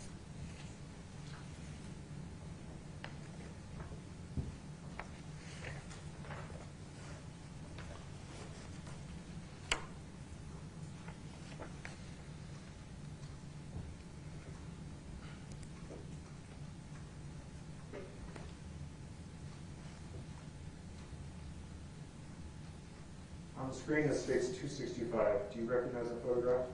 Yes, Do you recognize the individuals in that photograph? yes, I do. That's Fabian Gonzales on the right in all black, and he's smiling at Jessica Kelly's son there at the barbecue. It looks like there's some food on the table. Everyone's having a good time. If you could look at states 268, and I apologize, Commander, you're going to have some more reading to do. I'm here to read.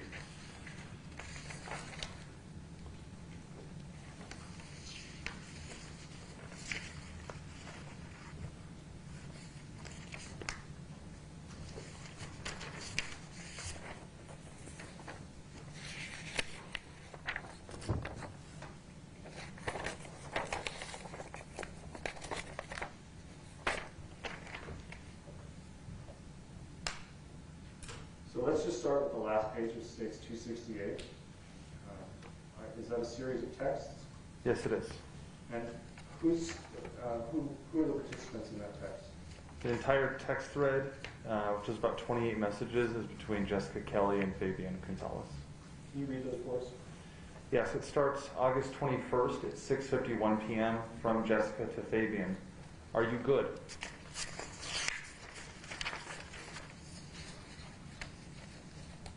At 6:51 p.m., Jessica again says, "Are you good?" At 6:54 p.m., Fabian replies, "Fuck yeah, not sweating shit, love you guys." Jessica responds at 7:17 p.m., "When can I meet?" Let me pause you for a second. So you talked about being familiar with the barbecue. Do you know if there was an incident involving basically a fight at the barbecue? Yes. Okay. And do you know if the defendant had received a black eye from that fight? That's my understanding, yes. Please continue. So again, Jessica at 7:17 p.m. texts Fabian, "When can I meet?" Fabian replies at 7:18 p.m., "Meet what?" Then Fabian texts about 20 seconds after saying, "Meet what?" saying, "Who's this?" Jessica replies, these are all in pretty quick succession. She says, "Jessica." Fabian responds pretty quickly after that, "Meet what?" Jessica responds a few minutes later, about 7:23 p.m., "Don't act like that with me. Call me now." Fabian replies to Jessica, "Not home." Jessica replies back, again, these are all in pretty quick succession, "Really?" Jessica then sends another message saying, "Call me." Jessica sends another message now a few minutes later, 7:30 p.m., "Just call me."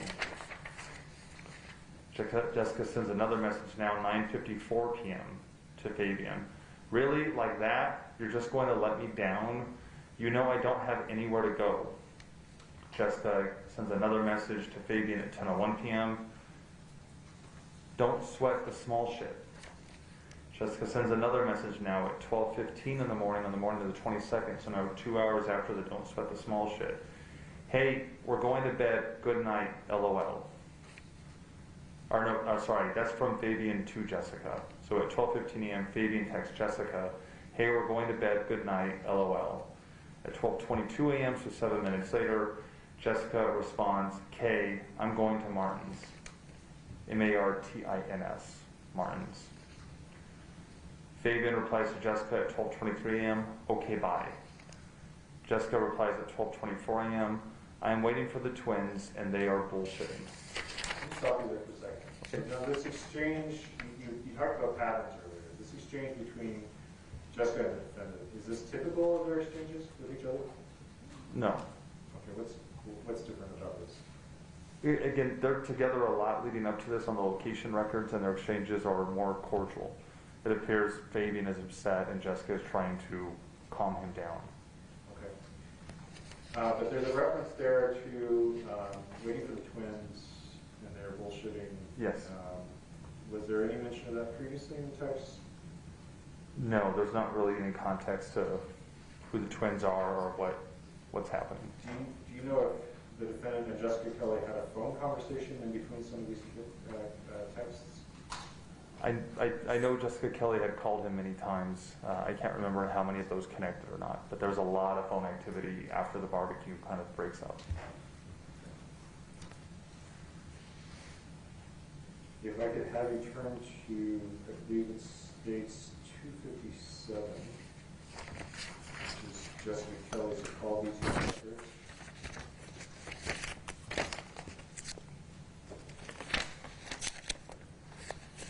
Not only are you going to have to read, but you're going to have to do math, because these are UTC time. So while you're looking for that, maybe you can explain to us what UTC time is. UTC time is universal time code, but it's the time that is basically it's the time that every tech company uses to track what time something happened. Then we do the math to say what time zone are we in. UTC is in England. That's kind of where the time started in terms of tracking it. Mountain Standard Time, or Daylight Savings Time, is either 6 hours behind England or 7 hours behind England. So every time we get records from any company, they always give it to us in UTC. We always, in Albuquerque, have to subtract 6 or 7 hours depending on what time of the year it is with Daylight Savings Time. If you could look on Jessica Kelly's call detail record for phone call from 8/21. And this would be UTC corrected time of 10:56 p.m.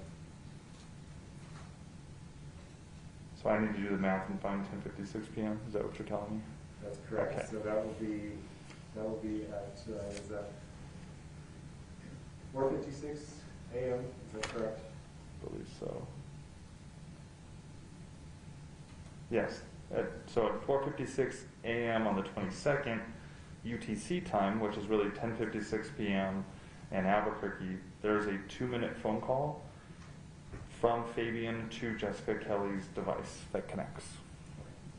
If you could return to the text that you were reading in States 268, please. Much easier. Okay. Do you want me to continue on? Yes, please. Okay. So now it goes to further in the morning on August 22nd at 7:43 a.m. Jessica texts Fabian, are you awake? 8:57 a.m., so about an hour and 15 minutes elapses. Jessica texts Fabian again, will you please call me? Now it goes all the way to 9:21 a.m., so about 25 minutes after that last text, Jessica texts Fabian just 2 question marks. Now to 10:45 a.m., so almost an hour and a half after the 2 question marks, Jessica texts Fabian, Fabian, can you give me a ride and I'll give you money? Now it goes to 11:18 a.m., so about 30 minutes after that text, Jessica texts Fabian, WTF, which is short for what the fuck. Now on to 11:21 a.m., a few minutes later, Jessica texts Fabian, so you know we had a deal with me staying there and you have all my shit. I can't believe that you would be like You are. Now 11:25 a.m. from Jessica into Fabian's phone. I'm so hurt you are fucked up. I need clothes and you have everything I own. I promise you I'm going to be fucked. Thanks for doing more damage to my life. Fabian responds about 1 minute later to Jessica saying, just woke up. Jessica replies back within a couple minutes stating, I am so hurt. I got you. Please come get me. I got money for you. I started my period and I am stuck at Martens. And when was that last time? The morning of August 22nd, 2016 at 11:28 a.m. That's the text exchange from Jessica Keller to Fabian Gonzales. So can you tell us a little bit about deleted items on a phone and whether you're able to see deleted items, whether you're able to recover deleted items? Yeah, so we can sometimes recover deleted items off a phone or a digital device. But it could be what appears to be random at times of what we recover and what we can't. And can you tell us something whether there was an attempt to delete? Well, yes. In some cases, we can recover it and we know it was deleted, and the system will even tell us it was deleted. And essentially, the way phones and computer systems work when you delete a file is it keeps a list of all the files on the device, and it marks it as good for deletion, like, hey, this is good to throw out. So it's kind of like you're setting it inside the trash can in the kitchen. But you haven't actually taken it to the driveway yet. It hasn't been picked up by the waste management service. So a lot of times you can just reach back in there and get it. My 2-year-old puts stuff in my trash can all the time. I can just get it right back out. And in some cases, I know it was there. In one of these cases, we know it was deleted, but it had not yet been fully removed from the phone. So the tool was able to recover it, give us the full content of the messages, and tell us that it had been deleted. Can you tell whether those text messages, whether there was an attempt to delete those messages? These were marked for deletion at the time. So if you would have scrolled through the phone, if police would have just opened it up and scrolled through, you would not have found this conversation. And what about Jessica Kelly's phone? Did her phone contain those same texts? They did not. You told us earlier that the defendant and Jessica Kelly had the same model phone. They had the exact same model phone. My guess is they bought it at the same time, and it was like a 2-for-1 type deal. Same phone, same carrier, everything virtually identical. And yet you were able to recover text messages on one phone and not on the other phone. Such as the madness of digital forensics, that we sometimes get it on one phone, we don't get it on the other. Again, that's why we look at multiple sources of information to try to get the most complete picture we can. Understood. Yep. Okay, well let's go back in time. We've gotten to noon on the 22nd. Let's go back to the barbecue. So that's about 5 p.m. on the 21st. Can you go to the defendant's call detail records? I believe that states exhibit 268. Okay. Or 268 is the text message conversation I just read. 267 is what? 258. I'm sorry. Which one? 267 is a call log. I believe it's 258. 58.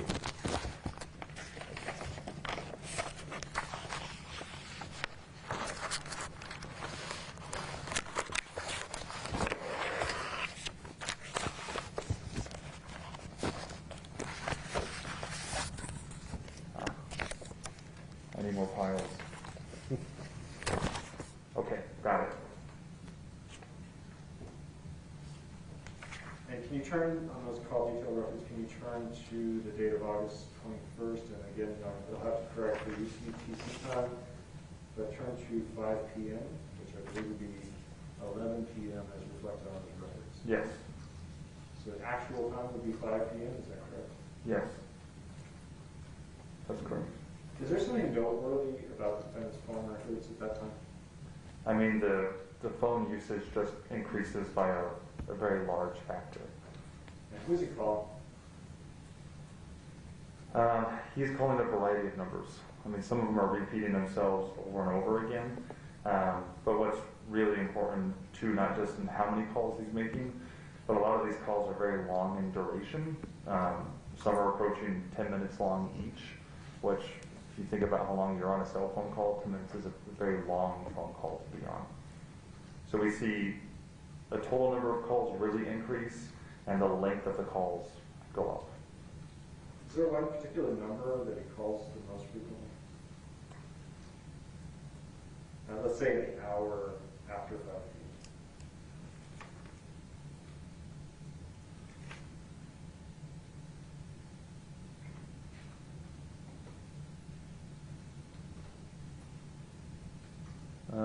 Yeah, there's a 505-267-9233 shows up quite often. Do you know if that corresponds to Brother Joe on the contacts on both the cool pad and the H2C phone? Yes.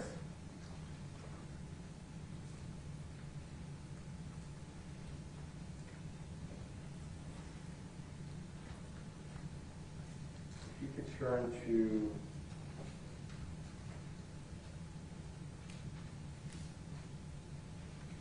actually, you're on there. May we approach?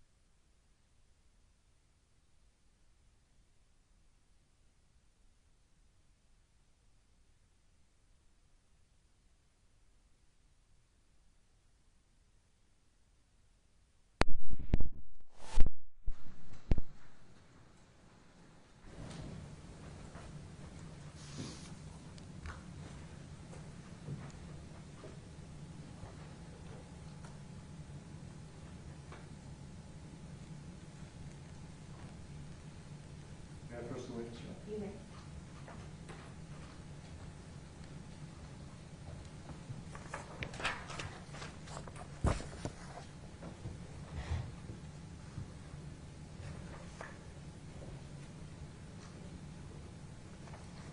Commander, I've handed you what's been marked as states 269 and states 266. Yes. Can you tell us what 266 is? 266 is a photo that was extracted from 2 different mobile devices in this investigation. Your map, absolutely. You may.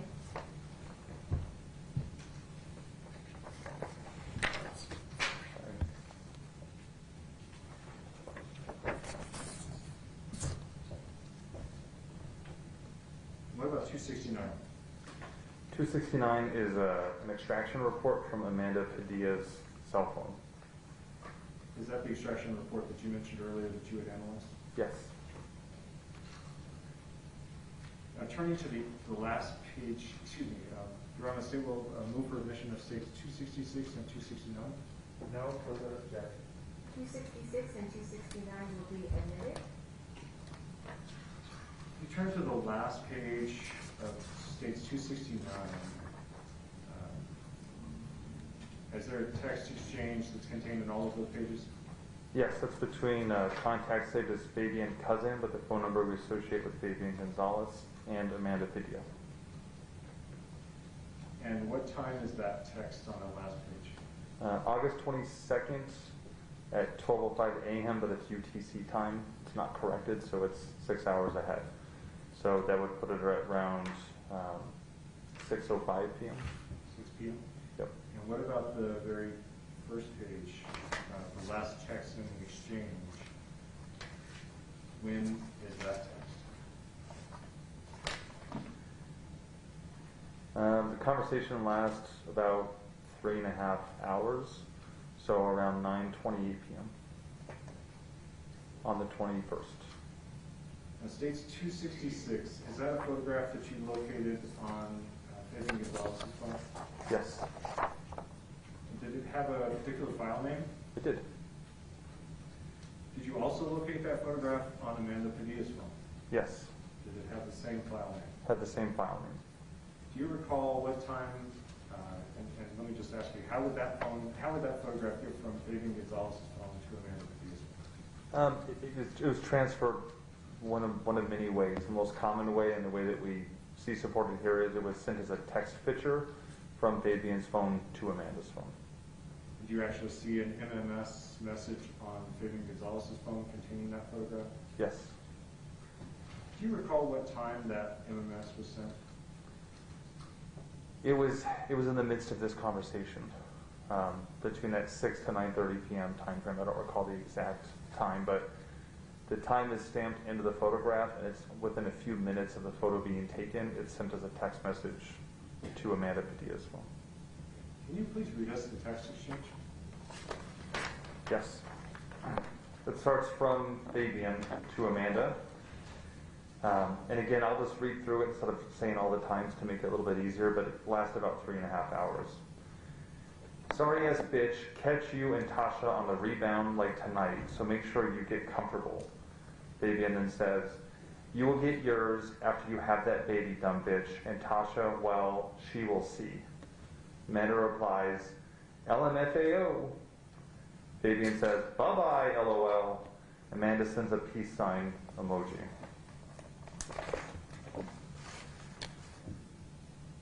Fabian responds, I would beat the fuck out of you if you weren't pregnant, because you are not family no more. Fabian replies, you only busted my eye because I let you stinky ass baby having bitch, LMFAO. Fabian then sends a winky face emoji. Fabian then sends, we will see how bad your boyfriend, LOL, Angelo is, ha ha ha ha ha. Amanda replies, LMFAO when you weren't family since you stole from me, especially because I always help you. And you're funny because you did try to fight me and you always hit females. The only difference is I hit back. I'm not a little bitch and you hit like one, so I'm done text banking with you. Hit me up when you want me to beat the fuck out of any bitch you bring my way. Fabian responds, sure will, and getting ready, so be ready. Meet me, scared bitch. She replies, okay, everyone's seen what happened. I straight fucked you up. It ain't my fault you hit like a bitch. She then says, love you too. Fabian responds, didn't want to hit because you're prego, dumb fuck. She sends a message back to Fabian, you're dumb, you did swing and try to hit me, but I dodged them in the one hit that you did get and didn't even leave a mark because you hit like a bitch. Everybody's seen it, Fabian. Amanda texts again. And you talk all this shit now about Angela, but when it's face to face, you don't say shit. Why don't you come over here right now, like a man, one-on-one? You don't have to run your big brother. You don't have to run to your big brother. You're not a little boy anymore. Man up, bitch. He replies, Fabian replies, if I really wanted to, I could beat the fuck out of you, dumb bitch. She responds, and what she's doing is she said Angela, but she's correcting it. She meant to say Angelo. So she repeats the same message, but just corrects the word Angelo instead of Angela.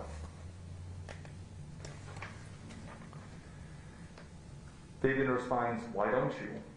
She says, sure, pal, I'll be with you anytime, any place. You ain't even on my level, bitch. Amanda sends a message again, why don't I what? Fabian responds, after you have the baby, try what you did today and guaranteed you're hitting concrete, dumb bitch. She responds, let me know when and where, honey, I'm due in January. Fabian responds, you're just a jealous shit talking whore, but anyway, see you in a little bit, see if you can handle these real bitches. It's gonna be epic. Winky face emoji. Fabian responds again, I will let you know, but we are going back for Tasha, so either send her out or we're going to pull her out. Fabian responds, on May. Amanda sends a message back, LOL. Fabian says, on my way. She says, come by. She responds, LMFAO. Fabian responds, hope you're ready. Fabian responds again, come to the front so no kids get hurt. Fabian responds again, better yet, to the street. Fabian responds again, be in a black SUV. Amanda sends this message, and you're funny, I'm jealous. What is it would be jealous of that you're wearing the chain you're wearing because I bought it. I bought it, you owe me money, and you know it. I always help you out because I love you, but you disrespected me in my house. But like I said, bring it, I'll fuck any bitch you bring, and you know it. Let me pause you there for a second. You mentioned that there was some mention of a chain. Yes. Is there any published? You may.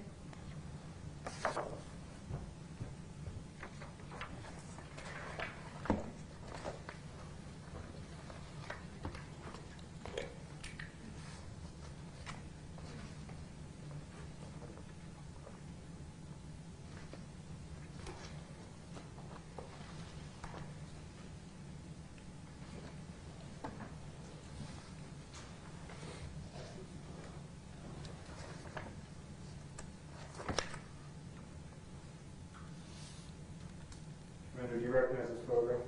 Yes. Is this the photograph you were describing that was on Fabian Gonzales' phone as well as Amanda Padilla's phone? Yes. And it was part of an MMS message sent from the defendant to Amanda? Yes, and the timestamp tells us it was taken within a few minutes of the message being sent from Fabian's phone to Amanda's phone. Please continue.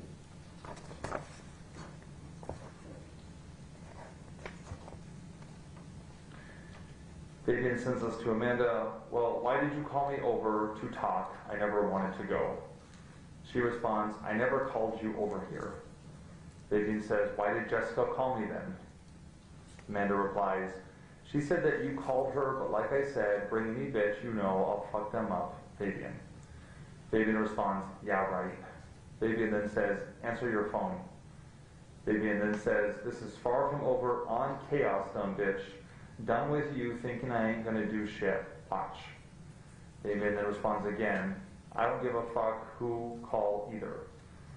Fabian responds again, been waiting for a reason to show you are that you ain't fuck. Fabian responds again, almost there. Fabian then responds again, 3 question marks.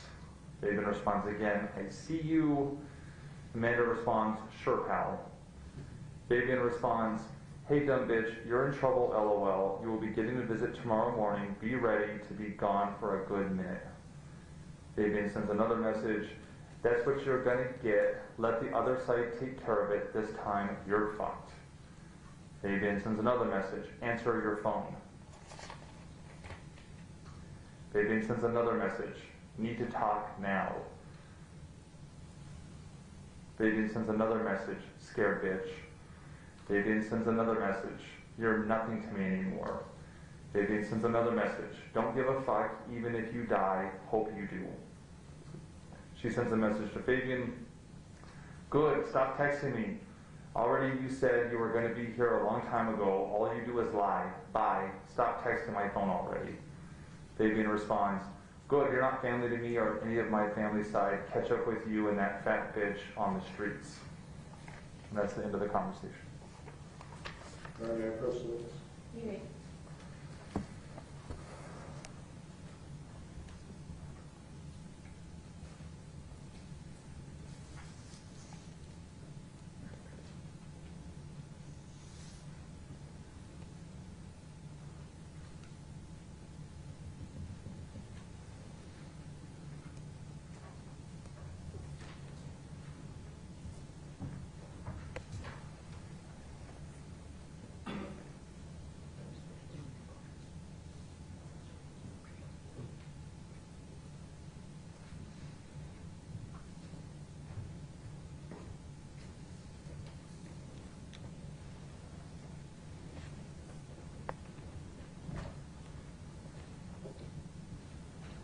Commander Hartzog, I handed you what's been marked as State's Exhibits 270 and 271. Do you recognize those? Yes, I do. 270 is, again, from one of the cell phone extractions from Fabian's device, and it's showing the web browser history, so what websites were being visited. And 271? 271 is also a cell phone extraction device, and it has a category that the tool makes called searched items. So they were typing in the search box and hitting enter. It's a list of search items from Fabian's phone. It's from Fabian's phone? All right, hold on. Sorry. It's from Michelle's phone. The state will move for admission of States 270 and 271. No objection. 270, 271 will be admitted. Commander, can you turn to the last page of 270? And the print on that is very small. I apologize. The font is small. But can you tell me what's on that page and the times for them? Yeah, so the time, which is already converted to local time, starts around August 21st at 11:07 p.m. And the web browser is at Craigslist, which is a website where people can post things for sale, and you can also go on the website if you're looking to buy things, kind of secondhand items generally. And at 11:07 p.m., Craigslist is visited after it's Google searched, and at 11:09 p.m., we see just the search term is guns, G-U-N-S, is put into the Craigslist term box and searched.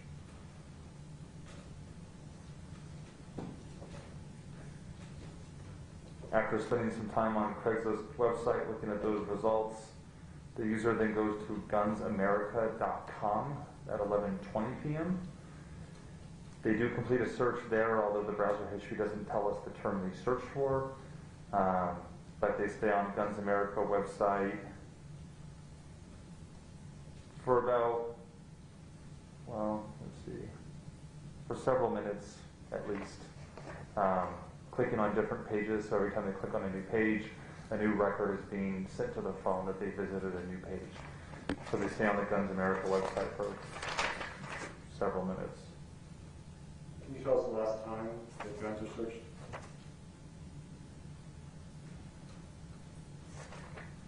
(11:29 p.m. approximately. And you said that was on Fabian Gonzales' phone? Yes. Commander, could you turn to States 268 and one of your files over there? And I apologize. I'll start with this back. I got it.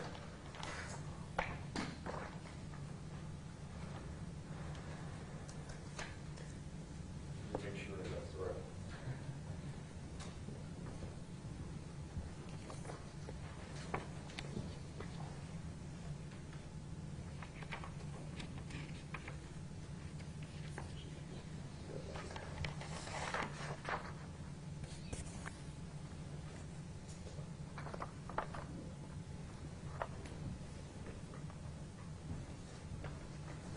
You told us 267 is an extraction report. Is that an extraction report from the UTC, the HTC phone?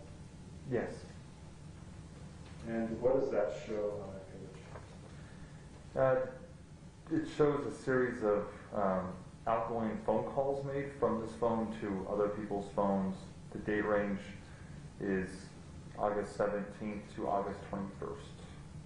And on August 21st, what are the phone calls that are made there? After 6 p.m. There's an outgoing phone call to the contact to save his brother Joe at 5:19 p.m.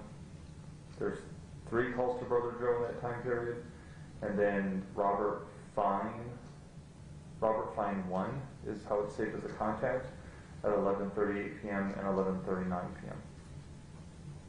That would be about 9 or 10 minutes after those searches for guns. Yes. And then if you can go to the call log from Fabian Gonzales' phone, and I'll have to find that exhibit number that's.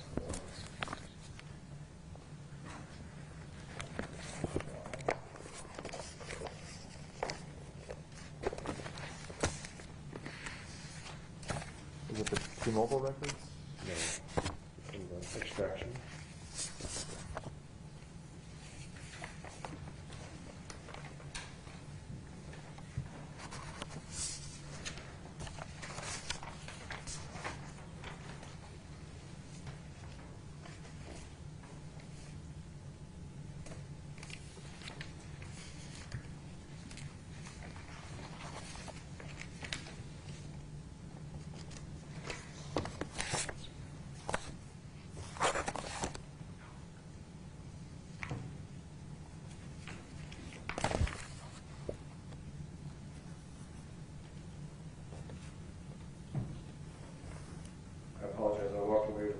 states 259. I believe that has an intro. 259?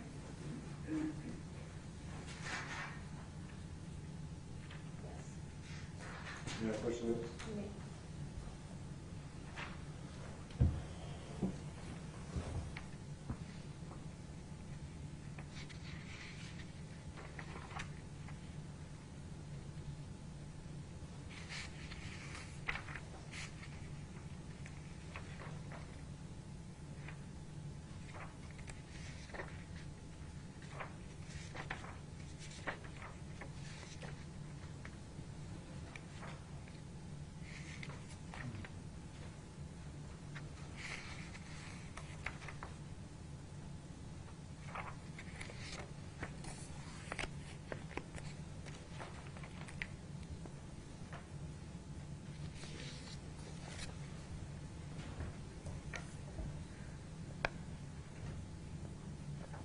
Again, this is space 259, which is a call log from Fabian Gonzales' phone.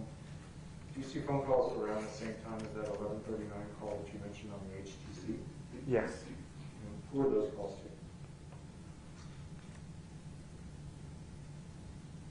to? Around 11:39 p.m., there's a call to a contact that isn't saved inside the phone. It's to 505-979-8152. And then about 1 minute later, the phone connects outgoing to a contact saved as SEDMO, SEDMO, 505-206-7510. The first number you read, does that correspond to the Robert Fine on the HTC? For 267? Yes, it does.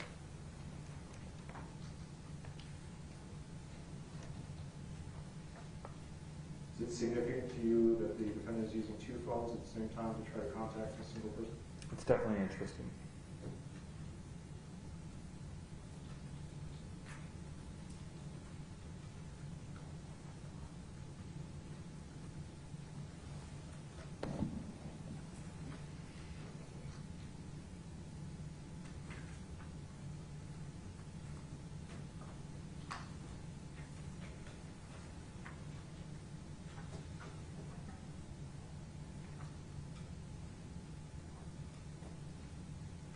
Let's go to states 271. Okay. Do you see web searches there around the noon hour on 8/22? Yes, there's a series of searches from Michelle Martin's phone starting about 11:30 a.m., then a lot of them around 12:55 p.m. And what are the searches at 12:55 p.m.? Smith & Wesson Glock, Smith & Wesson Revolver, and then back to Smith & Wesson Glock.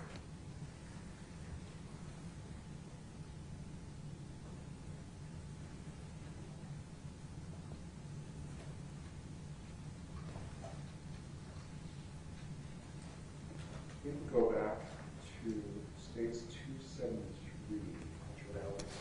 Got it.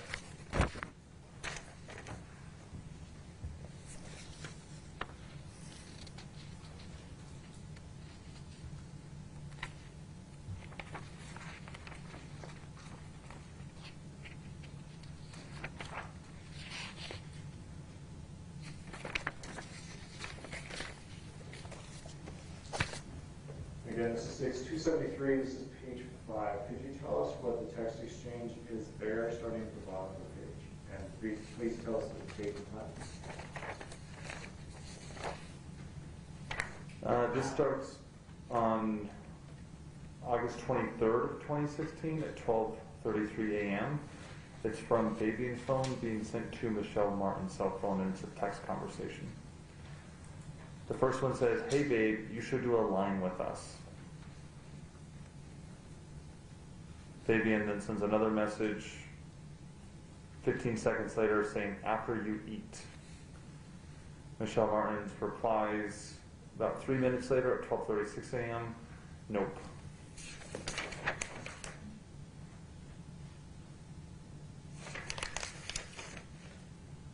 That's the end of that conversation.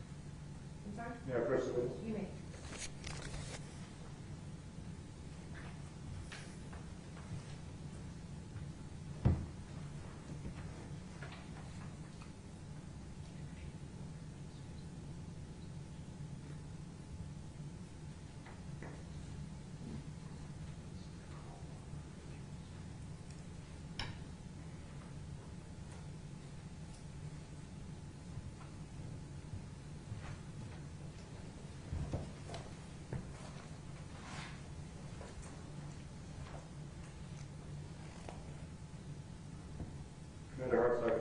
states 274 and 272 as marked. Can you tell us what 272 is? 272. It's a call log from one of the phone extractions. This is Michelle Martin's call log. What about states 274?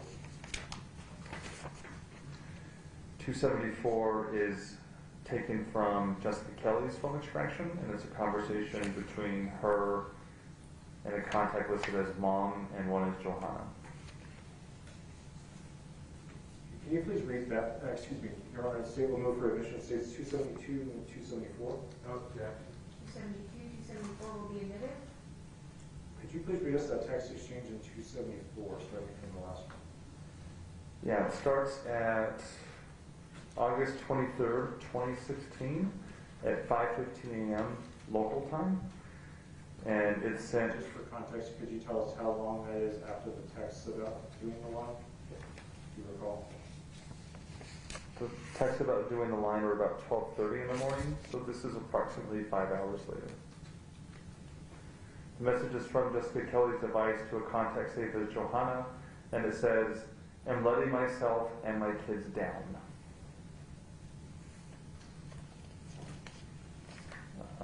Or actually, sorry, the printout cuts it off. It says, "I am fucking up. I am letting myself and my kids down," is the full message. Then at 5:19 a.m., so about 4 minutes later, Jessica Kelly sends a text, but her device sends a message to her mom that says, "Mom, I'm not doing good. I am fucking up." Her mom responds at 8:26 a.m. saying, "Call me," with 3 exclamation points. Her mom responds again at 9:12 a.m., "I love you, baby girl, please," with 5 exclamation points. And her mom responds again at 9:29 a.m. to Jessica, "I'm not saying anything to anyone else. Just come home, sweetie," with 2 exclamation points.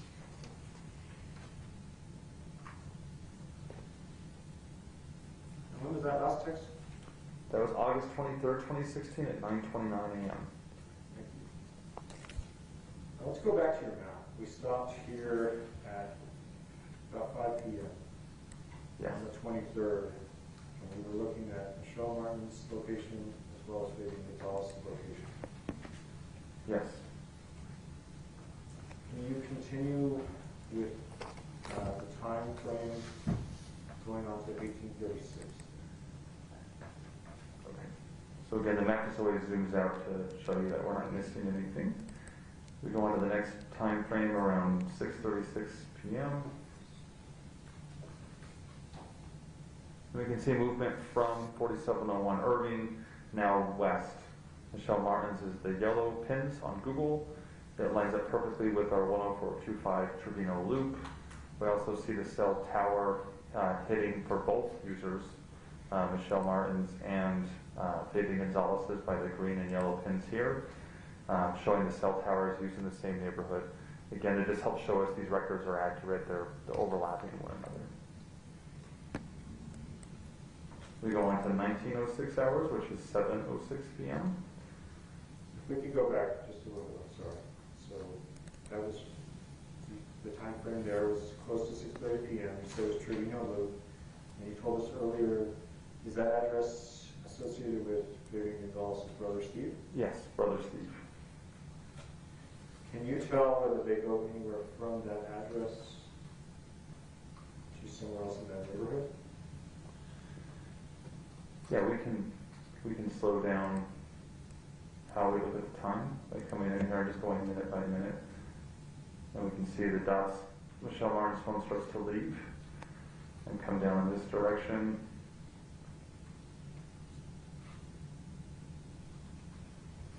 And it looks like we get multiple hits over here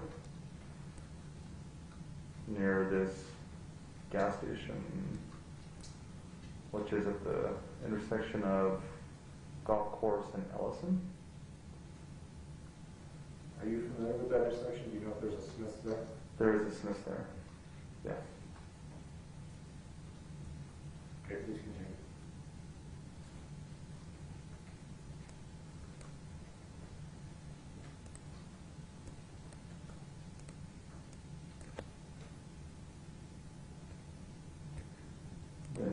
on to our 7:06 p.m.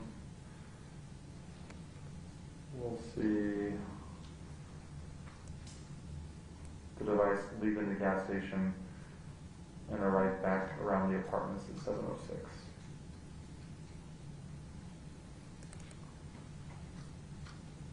$7:25 p.m. We now see both devices, Fabian's phone and Michelle's, have left the apartment, traveling south down course. You had identified a specific time about the apartment? Yes, I can. 1 second.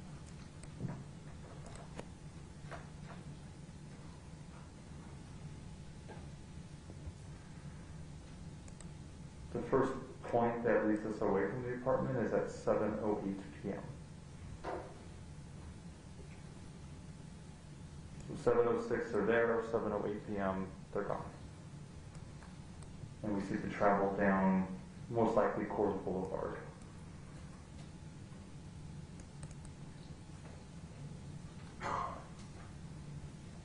$7:47 p.m. See Michelle Martens' Google records hit almost directly on the 3140 Lost Desert Drive Southwest house. You told us earlier that address is associated with the defendant's brother Joseph, is that correct? Yes. So that's at 7:47 p.m. By 8:08 p.m. we see more movement again. And the phone moves from that address over to our 1926 Lake Drive, his other brother's house. That's at 8:01 p.m., is that correct? 8:01 p.m. is when they're arriving. Is that the third time they've been to David Chavez's house today? That is now the third time they've come to this house, yes. Then 8:48 p.m. we see the travel back from that house, north on Coors, and arrives at the apartment just a minute after 8:46 p.m. So 8:47 p.m.? Approximately, yes. And then we won't see any large-scale movements, like, all the way down to the South Valley or different parts of Albuquerque until police arrive and the phones are taken. We talked a lot about what you saw on phones, but I don't want to overlook what you didn't see as well. So you told us earlier about texts to Paulina, a text that did not go through, text to the parents asking them to get Victoria and saying never mind, text to Jessica saying don't forget to get Victoria from the bus, and a text saying did you get Victoria from the bus? Yes. All of those were while they were at David Chavez's house during the afternoon. Yes.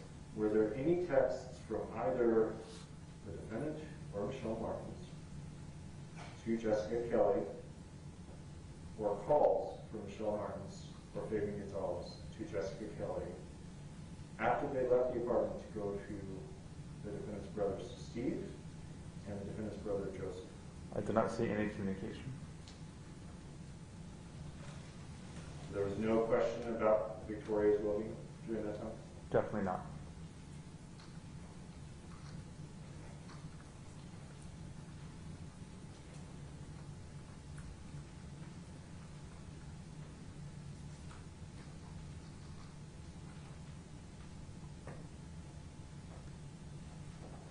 May I approach the witness?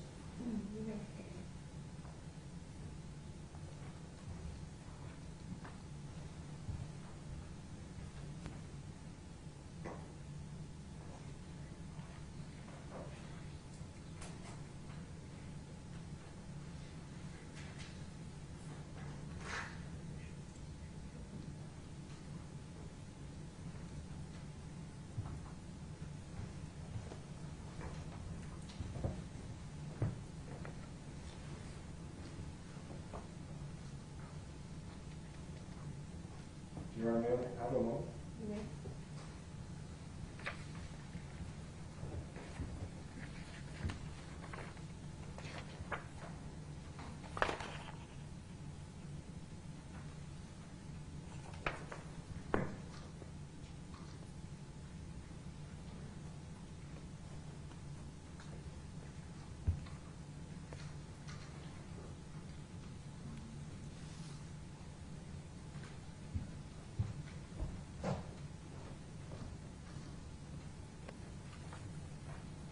so I've handed you what's been marked as State's Exhibits 275.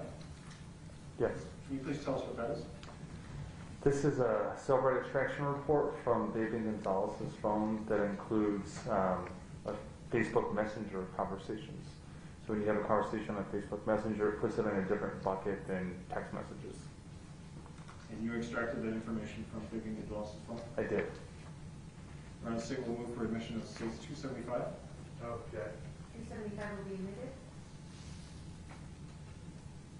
Commander, can you tell us what's contained in those messages? It's a series of different Facebook Messenger conversations between Fabian Gonzales' Facebook account and other persons. Could you identify the other people he spoke to, the time of day, and what he said? Yes. Do you want me just to list the people he's talking to? Yes, please. One is with a user named Amanda Garcia.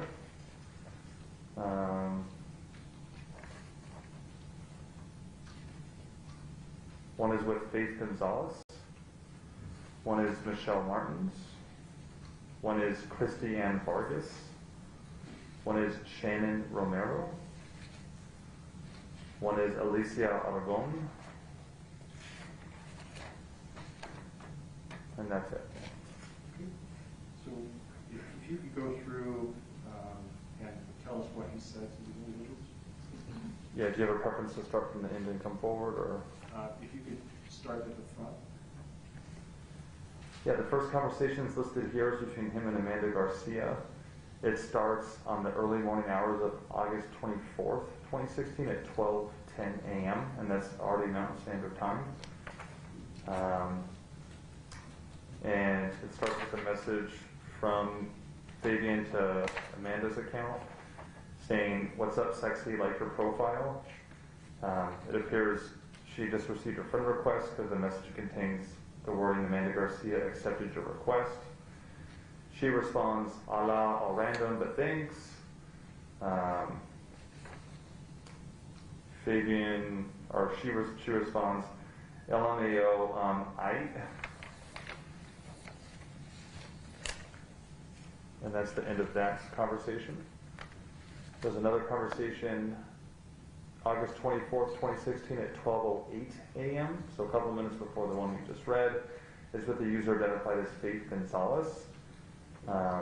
Fabian sends a message to Faith that just says, "What's up, sexy?" There's no response. The third conversation involves Michelle Martin's Facebook profile. And it's Michelle sending Fabian's account a photo.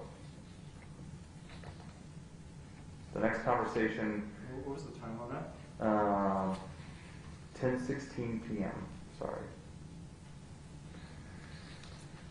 The next conversation was at 10:04 p.m. on the 23rd of August between Fabian and Christy Ann Vargas.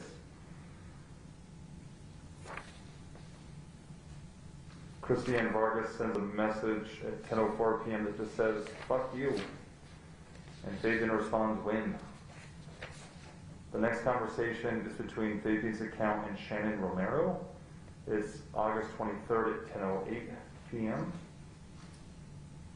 Or sorry, it starts at 8:29 a.m. The first message is from Facebook just saying, "You're now friends with Shannon Romero. Send a message to say hello." Fabian doesn't send a message until 10:08 p.m. on the night of the 23rd that just says, "Hey." The next conversation is between Alicia Aragon and Fabian's Facebook account. The first message is on August 23rd, 2016 at 1:35 a.m. It's from Alicia Aragon to Fabian that just says, "I'm going to go to bed. I'm really tired, okay?"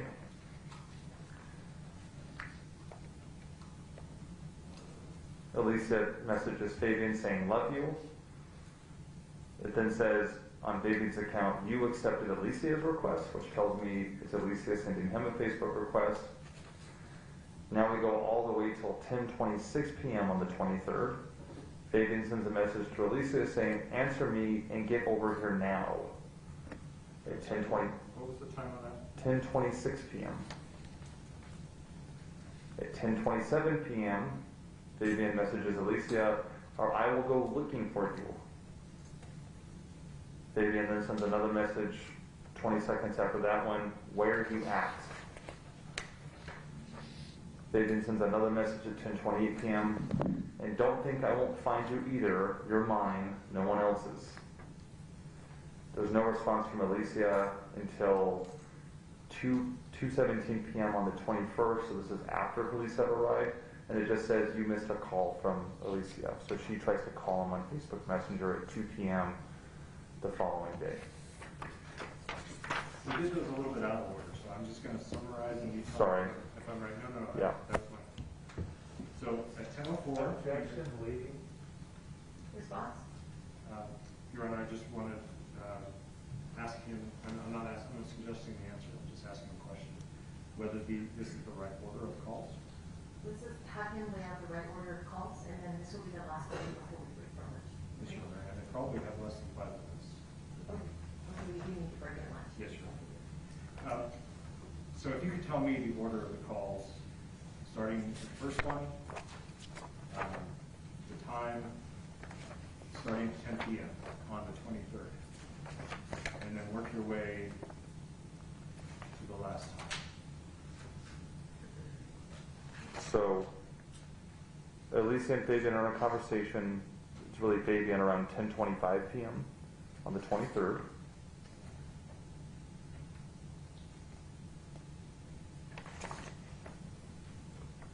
I'm sorry, this is confusing. At 10:08 p.m., he sends a message to Shannon Romero saying hey. That's at 10:08 p.m. and she doesn't respond.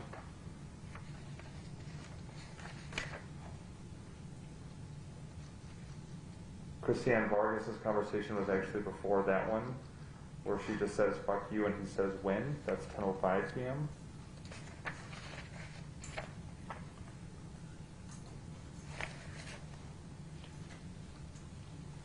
Then the Elisa Aragon conversation is around 10:26 p.m. where he's saying, answer me, get over here now, or I'll go looking for you, where are you at? You're no one else's, you're mine. Then we go into Michelle Martin sends him a message with a photo. You can skip that one, just tell us about the other two. Faith Gonzales' conversation is at 12:08 a.m. saying, what's up sexy? And then the conversation starts with Amanda Garcia at 12:10 a.m. What's up sexy, like your profile? And they go back and forth. Just one more question before we break, Commander Hartzog. Was there did you see any activity on Fabian Gonzales' phone between that last message to Alicia Aragon at 10:28 p.m. until that message at 12:04 a.m.? What's up, sexy?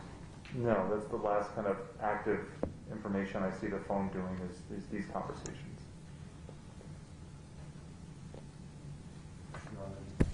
All right, we're going to break for lunch at this point. We'll be back at 1:15. All rise, please.